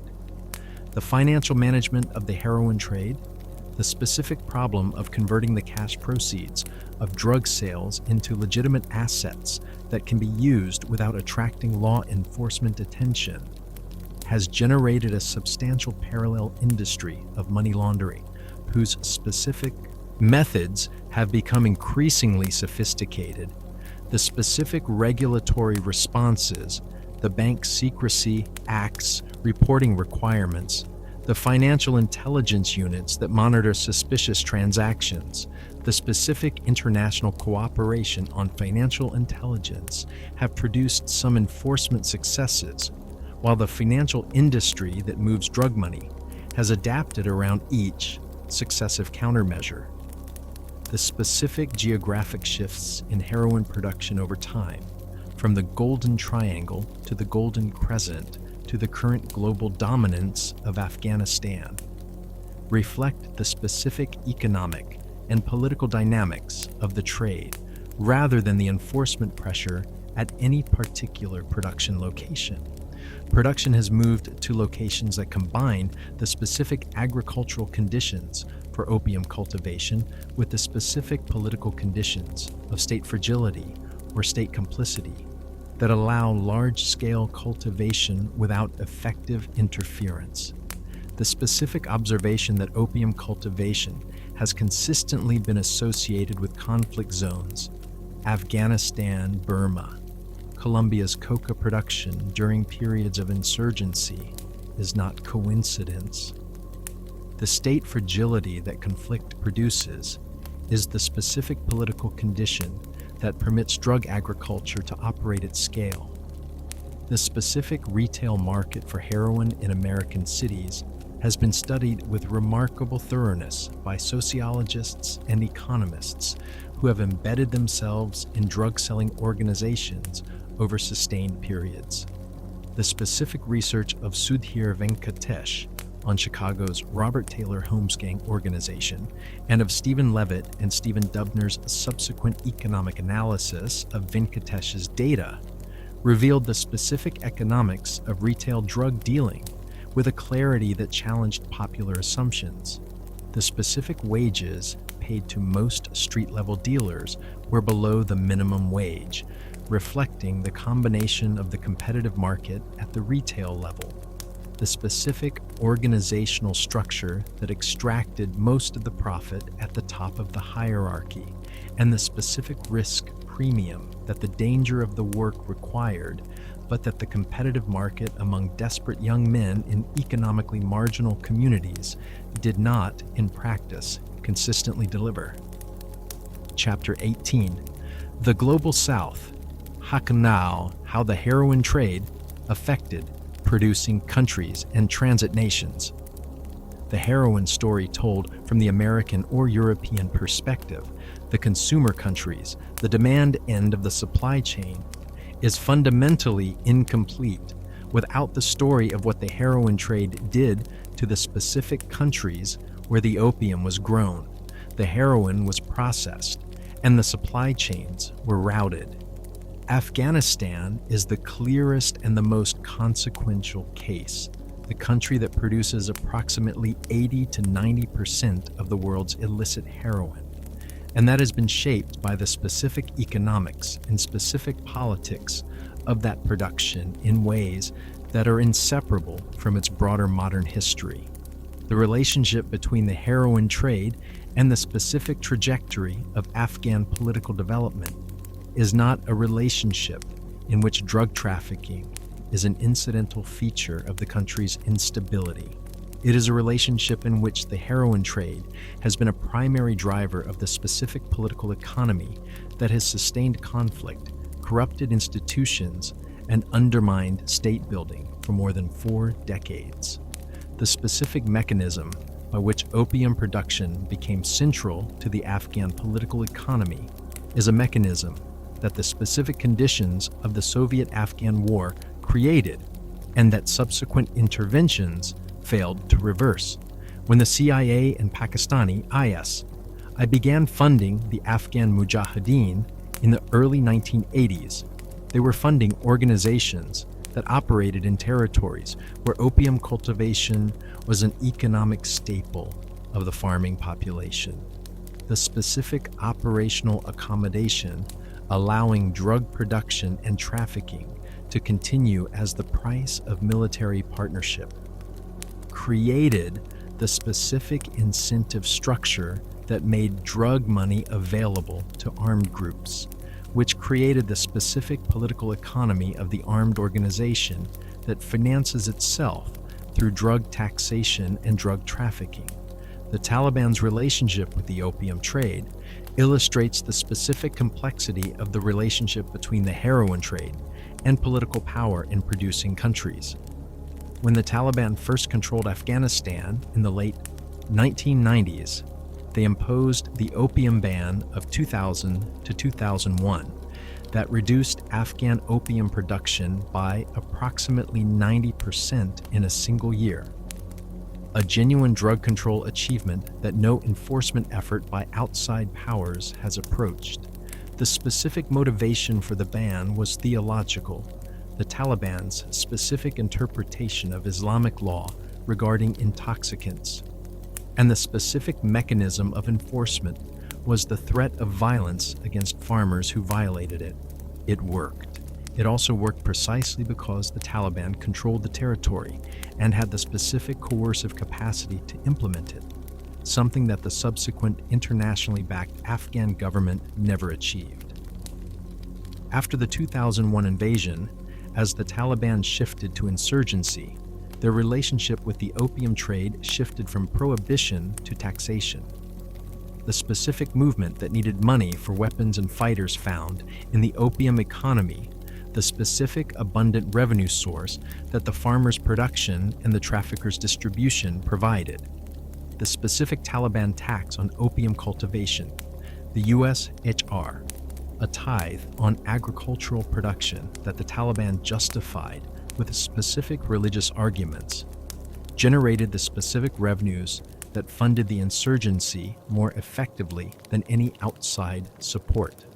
By some estimates, drug taxation provided 40 to 60% of the Taliban's military budget during the insurgency years. Mexico's transformation into the primary transit and increasingly the primary processing country for fentanyl and heroin reaching the United States is one of the most consequential recent developments in the heroin story, and it has produced specific consequences for Mexican society that require specific acknowledgement. The specific cartels that dominate Mexican drug trafficking, the Sinaloa cartel, the Jalisco New Generation cartel, the various regional organizations that have emerged, split, and reformed in the specific competitive violence of the Mexican drug market, are not merely criminal organizations. They are, in specific regions of Mexico, the primary governance structures, providing the specific order, the specific dispute resolution, the specific economic opportunity, and the specific coercion that the Mexican state has been unable or unwilling to provide. The specific violence of the Mexican drug trade, which has produced more than 300,000 homicides since the Mexican government launched its military campaign against drug cartels in 2006, is the specific human cost of the specific policy choice to confront the cartels with military force rather than through the specific institutional reforms that would reduce their social and economic power. The specific relationship between cartel violence and the specific failure of Mexican state institutions, the specific corruption of police forces, judiciary, and local government that cartel money purchases, is the relationship that the specific limited military approach cannot address. The transit countries, the nations through which heroin moves from production to consumption without being either origin or destination, bear specific costs that the standard policy framework fails to adequately account for. Iran, which sits between Afghanistan and the European market, has among the highest rates of heroin addiction in the world, with estimates ranging from 1 to 2% of the total population dependent on opiates. The specific mechanism by which transit country addiction develops, the leakage of drug supply into the transit market as compensation for trafficking services, the specific economic reality that drug prices in transit countries are lower than in destination countries, the specific social disruption that the trafficking trade produces, has created public health emergencies in countries that are primarily victims of the trade rather than consumers in the conventional sense. Chapter 19. The Doctors Who Got It Wrong. Medical complicity in the opioid crisis. The opioid epidemic that began in the late 1990s and produced the crisis that has killed more than 500,000 Americans in 20 years was not primarily the result of criminal activity. It was primarily the result of medical decisions.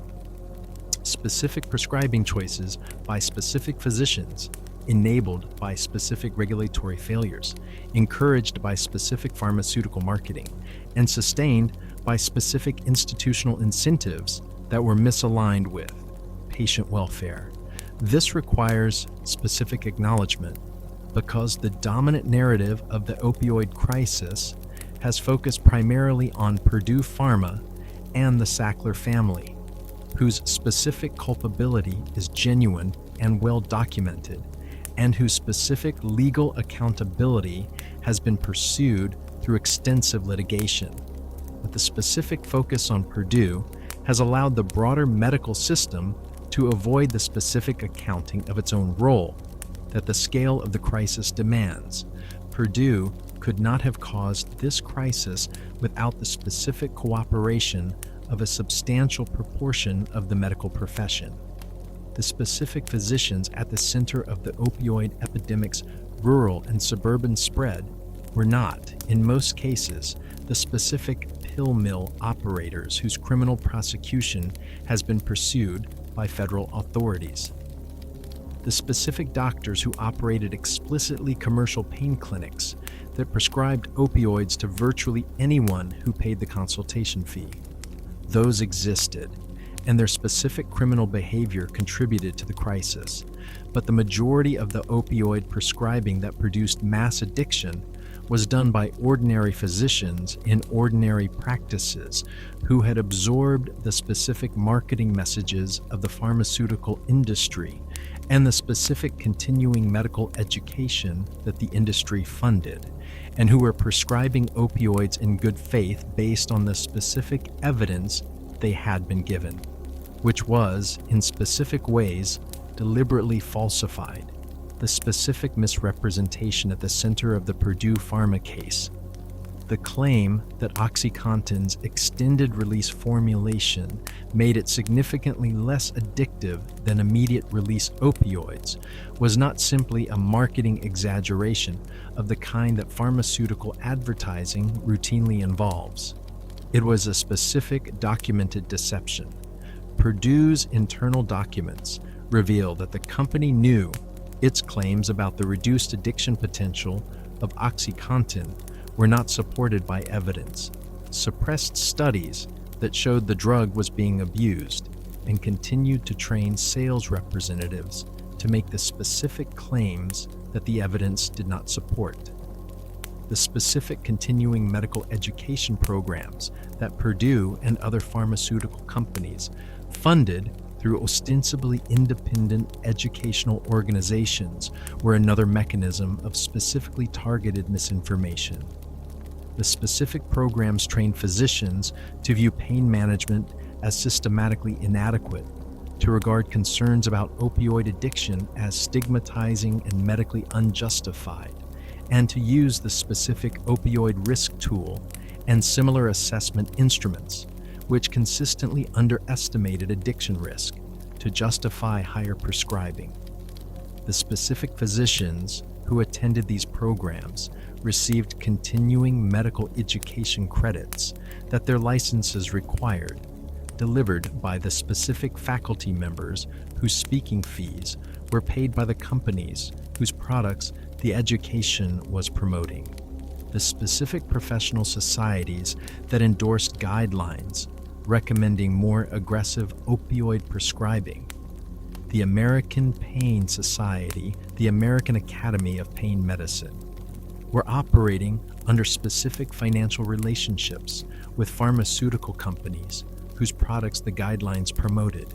The specific 1996 consensus statement that pain was a fifth vital sign that required systematic assessment and treatment, a statement that was widely interpreted as a mandate for more aggressive opioid prescribing, was produced with specific pharmaceutical industry involvement that the statement's signatories did not always disclose. The specific physician who was prescribing OxyContin to 50 patients a month in 2003 was prescribing in the specific context of an information environment that pharmaceutical marketing had deliberately shaped, of a practice environment in which patient satisfaction surveys created specific incentives for prescribing what patients requested, and of a professional culture in which under-treating pain had become the specific moral failure and over-prescribing had not yet been identified as the specific public health catastrophe it was becoming. That physician bears specific responsibility for the specific harm their prescribing caused. They also practiced in a system that was specifically designed to produce the decisions they made. The specific physicians who recognized early that something was wrong, who noticed the specific pattern of their patients returning for escalating prescriptions, who identified specific communities where prescription opioid addiction was becoming epidemic, who published specific early warnings that were dismissed or minimized, deserved specific acknowledgement alongside the accounting of those who failed their patients.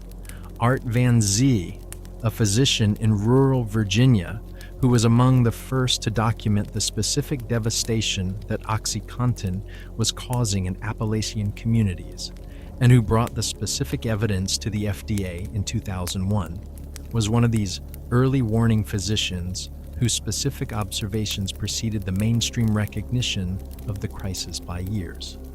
Chapter 20. The Women of the Opioid Crisis. A specific and under-acknowledged story. The specific demographic most affected by the opioid prescription epidemic that began in the late 1990s was not the demographic that the political narrative of the crisis centered. Women, particularly white women in rural and suburban communities, were prescribed opioids for pain at higher rates than men throughout the prescription opioid era. developed opioid use disorder at rates that approached, and in some age groups exceeded those of men, and experienced the specific consequences of opioid addiction in specific ways that the healthcare system was poorly equipped to address. The specific history of opioid medication and women is the history of a population that has been simultaneously overprescribed and underserved, whose specific vulnerability to the opioid crisis reflected specific historical patterns in how medicine treated female pain. The specific Victorian precedent, the 19th century medical tradition of prescribing opioids for the various conditions that the medical vocabulary described as female trouble, nervous complaints, and the specific category of symptoms that the predominantly male medical profession attributed to the specific stresses of the female reproductive system, was not an anomaly in the history of medicine. It was an expression of the specific medical tendency to pharmacologically manage women's pain and distress rather than address its specific causes, a tendency that the 20th century opioid epidemic reproduced in specific updated forms. The women who became dependent on prescription opioids in the 1990s and 2000s were predominantly women who had been prescribed for legitimate pain, back pain, fibromyalgia, the specific chronic pain conditions that the pain management movement of the 1990s had targeted with aggressive opioid therapy, the specific conditions that were most aggressively treated with opioids, diffuse chronic pain without clear structural cause, the conditions that the medical literature now understands as best managed through specific non-opioid approaches, were conditions whose specific presentation in women was more likely to receive the prescription that the pharmaceutical marketing was encouraging. The specific maternal dimension of women's opioid addiction is one of the most painful aspects of the crisis. The specific category of the pregnant woman who is dependent on opioids, whose pregnancy creates the specific intersection of the maternal health, the fetal health, and the specific social judgment that pregnancy and drug use together attract. Neonatal opioid withdrawal syndrome, the specific condition of the infant born to an opioid-dependent mother who experiences their own withdrawal in the first days of life, increased dramatically during the prescription opioid era, with a 5-fold increase in affected births between 2000 and 2012 in the United States. The specific medical management of the pregnant woman with opioid use disorder is one of the clearest examples of the gap between what the evidence supports and what the moral framework of drug policy often imposes. Medication-assisted treatment with methadone or buprenorphine during pregnancy is the specific treatment that the evidence strongly supports. It reduces illicit opioid use, improves prenatal care utilization, reduces obstetric complications, and produces better infant outcomes than the specific alternative of opioid withdrawal during pregnancy, which increases miscarriage risk and is not recommended by any major medical organization.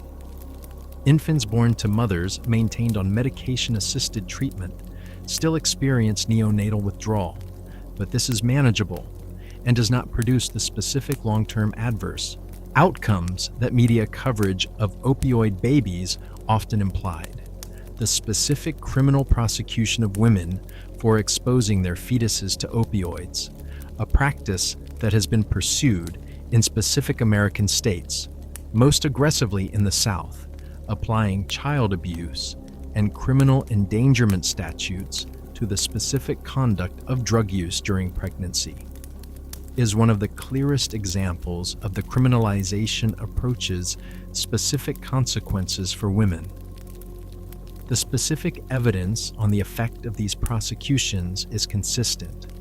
They deter women with substance use disorders from seeking prenatal care, produce worse maternal and infant outcomes, and do not reduce drug use.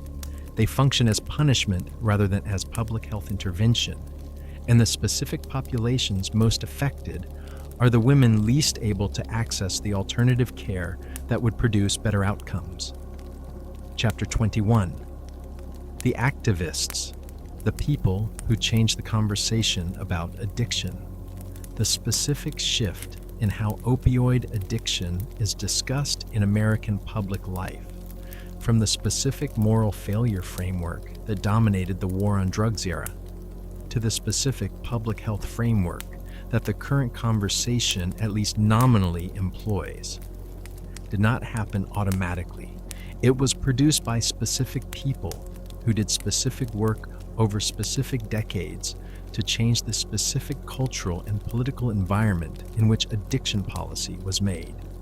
The harm reduction movement, whose specific intellectual origins lie in the Netherlands, the United Kingdom, and Australia of the 1980s, and whose American manifestation emerged from the specific crisis of AIDS and injection drug use in American cities, was the specific political and public health movement that established the foundational insight that the specific harms associated with drug use could be reduced without requiring abstinence, and that policies aimed at abstinence at the expense of harm reduction were producing specific, avoidable deaths and infections that the evidence-based alternative would prevent.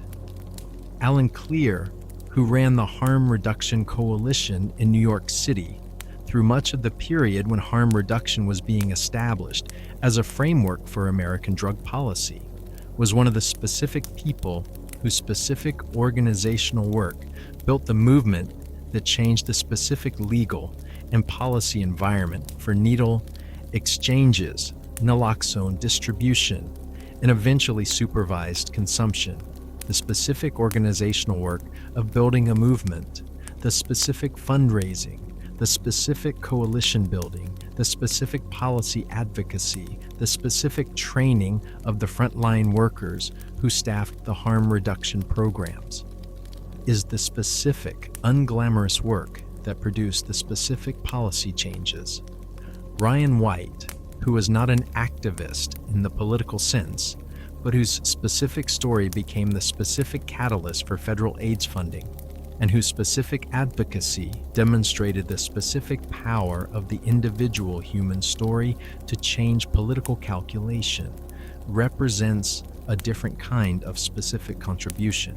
The specific legislation that bore his name, passed in 1990, funded the specific HIV care infrastructure that served drug users alongside gay men and other affected populations, creating the specific healthcare access that saved specific lives. The specific families of overdose victims, the parents and spouses and siblings who began organizing in the early 2000s as the prescription opioid epidemic was claiming lives in specific suburban and rural communities that had never previously been associated with the drug crisis, were the specific political force that transformed the public and political response to the opioid epidemic.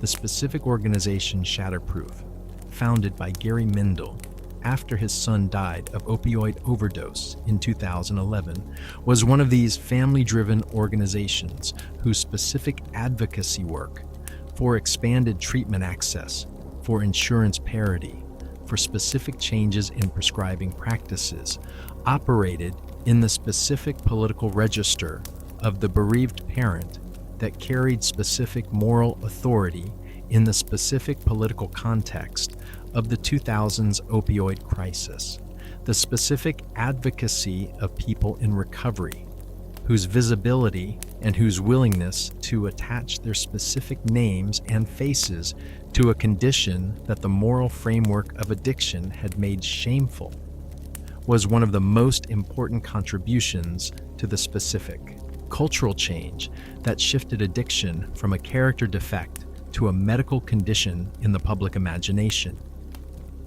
The specific hashtag activism of hashtag recovery is real, the specific media profiles of people in recovery who were functioning normally in professional and family life, the specific political testimony of the person who said, "This happened to me and it could have happened to you." These were the specific cultural interventions that changed the specific emotional landscape in which addiction policy was discussed. The specific academic researchers whose work shaped the modern understanding of addiction deserve specific acknowledgement in the story of how the conversation changed. Nora Volkow, the director of the National Institute on Drug Abuse since 2003, whose specific career of brain imaging research established the specific neurobiological basis of addiction as a brain disease, and whose specific public communication of that research transformed medical and public understanding, has been one of the most consequential specific individuals in the specific scientific and public health history of addiction in the last 50 years. The specific brain imaging work that her laboratory pioneered, showing the specific changes in brain structure and function that drug addiction produces, provided the specific scientific evidence that the disease model of addiction required to be taken seriously as a medical rather than a moral category. Chapter 22, The Future, where the heroin story goes from here. The heroin story does not have an ending, not because endings are impossible in the specific literary sense, not because the narrative requires more chapters than the existing ones have provided, because the specific structural conditions that produce the heroin crisis, the demand that the specific biology of opioid addiction creates, the supply that the specific economics of illegal markets provide, and the policy framework that the specific politics of drug control have produced, are not conditions that are in the process of resolution. They are conditions that are in the process of transformation into new forms, whose specific character the current moment is in the process of determining. The fentanyl crisis that has dominated American opioid mortality statistics since approximately 2016 represents a specific qualitative change in the nature of the crisis that the standard policy toolkit is particularly ill-suited to address. The heroin of the 1970s and 1980s was a specific plant-derived product whose supply chain ran through specific geographic regions with specific agricultural requirements and specific processing facilities that could, in principle, be targeted by specific enforcement interventions. Fentanyl is a synthetic compound that can be produced in a modestly equipped laboratory from commercially available precursor chemicals by chemists with undergraduate level training in quantities that, given its extreme potency, serve markets that would have required tons of heroin to supply. The specific enforcement approach that targets poppy fields and processing laboratories is structurally inapplicable to a compound whose production is essentially portable and whose supply is essentially unlimited. The specific development of novel synthetic opioids, compounds designed to produce opioid effects while evading the specific schedules that make fentanyl and its known analogs illegal, represents the specific trajectory of synthetic drug development that the scheduling approach consistently fails to manage.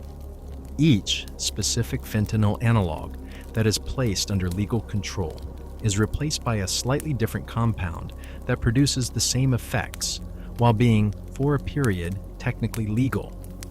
The specific whack-a-mole dynamic of analog scheduling, in which enforcement pressure produces chemical innovation rather than market reduction, is one of the clearest demonstrations of the specific limitations of the legal categorization approach to drug control.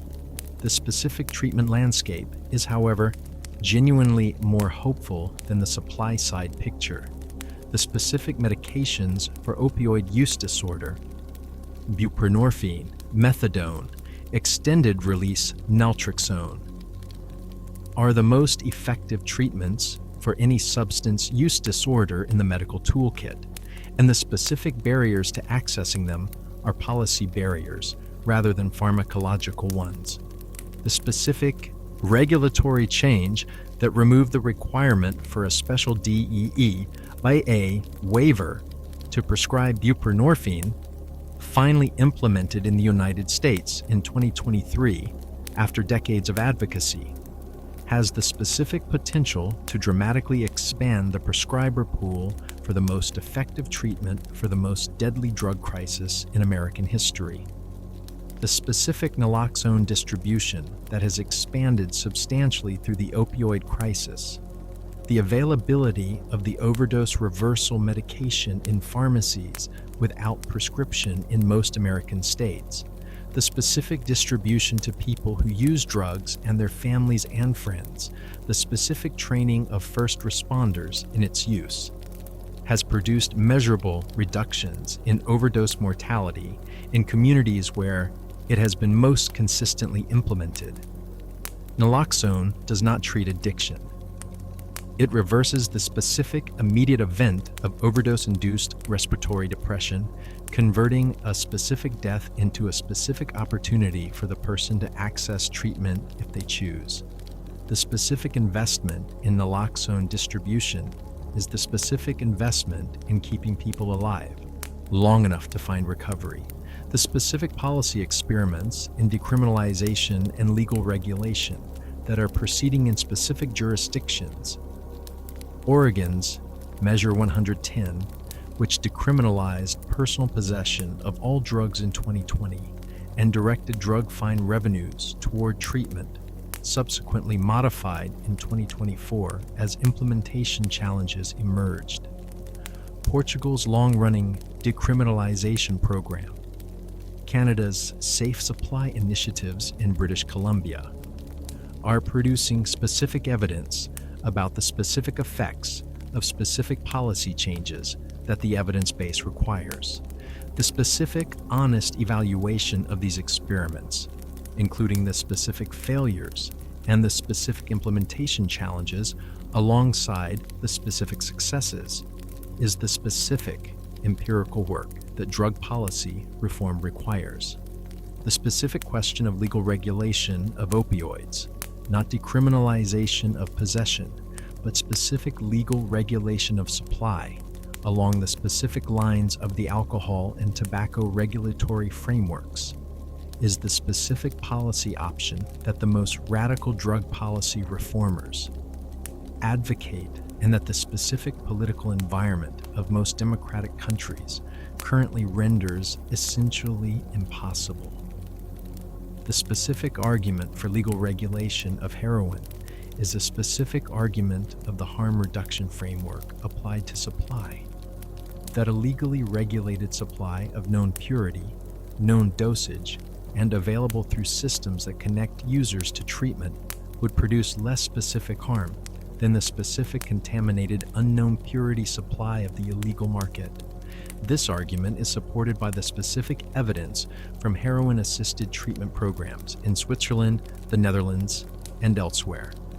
It is opposed by the specific cultural and political weight of the moral framework that has governed drug policy for a century.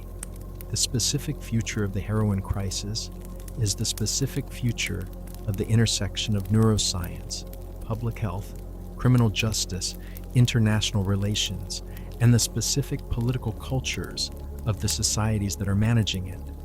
The specific developments in medications, the longer-acting formulations of buprenorphine that eliminate daily dosing, the specific vaccine approaches to opioid addiction that several research programs are pursuing, the specific developments in non-opioid pain management that would reduce opioid prescribing at the front end of the addiction pipeline, represent genuine potential advances, but the specific fundamental conditions that produce the opioid crisis, the specific social despair that the epidemic's concentration in economically marginal communities reflects, the specific inadequacy of mental health treatment that leaves trauma and psychiatric disorder unaddressed and specific, vulnerable to addiction.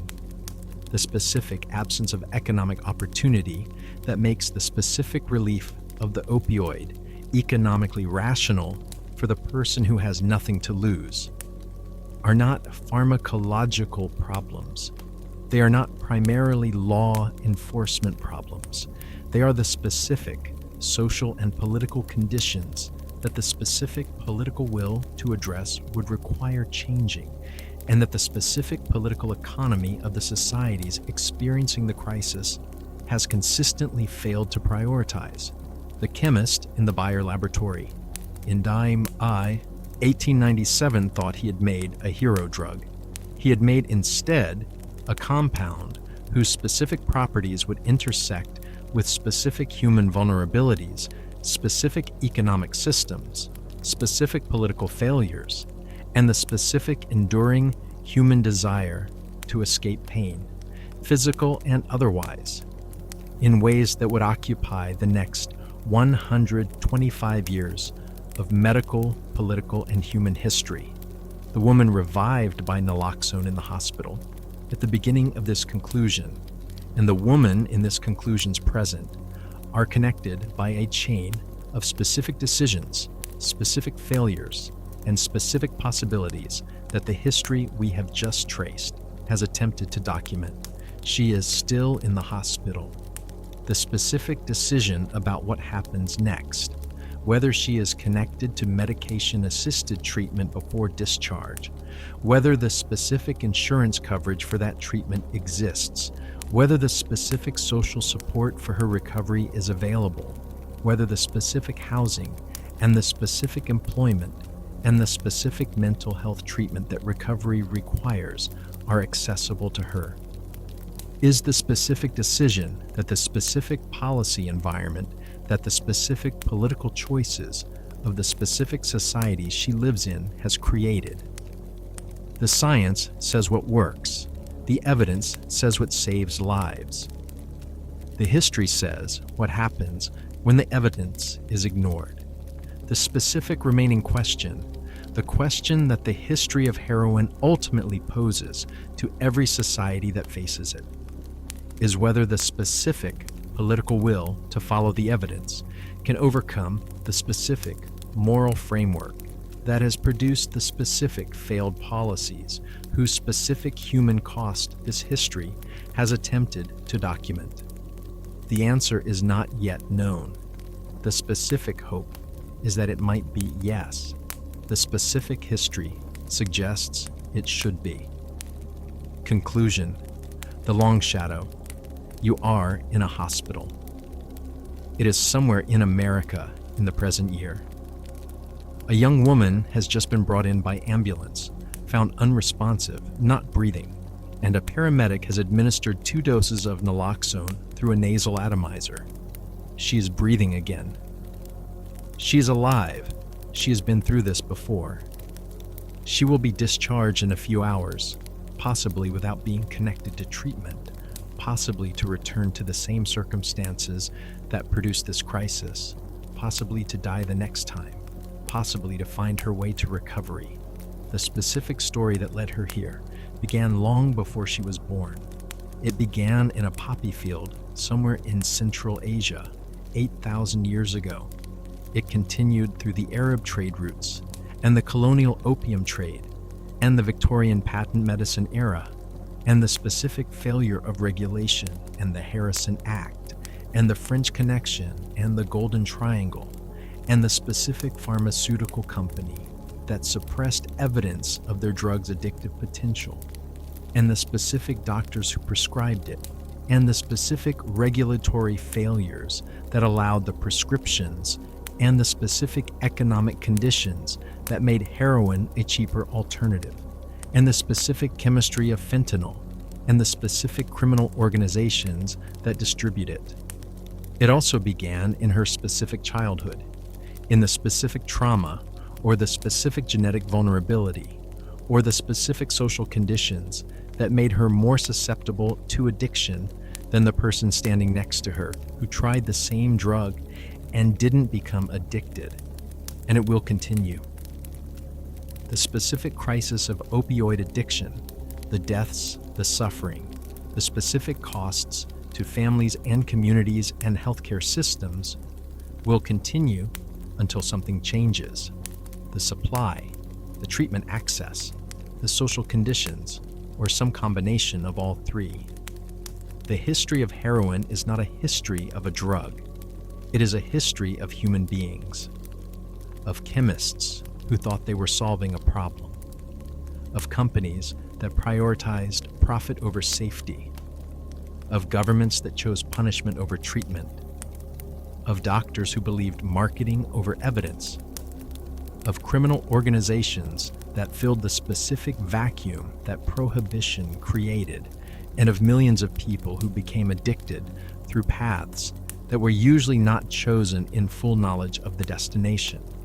It is also a history of people who recovered, of treatment programs that worked, of policy experiments that demonstrated better approaches, of families that stayed together and communities that supported their members, and individuals who, with adequate support and adequate medicine and adequate luck, found their way to the lives they wanted, the specific compound that Felix Hoffmann synthesized in August of 1897, the one that his colleagues described as making them feel heroic, that Bayer branded with the specific confident arrogance of that description, has been the subject of more suffering, more policy debate, more scientific investigation, and more human consequence than almost any other pharmaceutical compound in the history of medicine. The heroism, it turned out, was never in the drug. It was always in the people trying to manage what it left behind.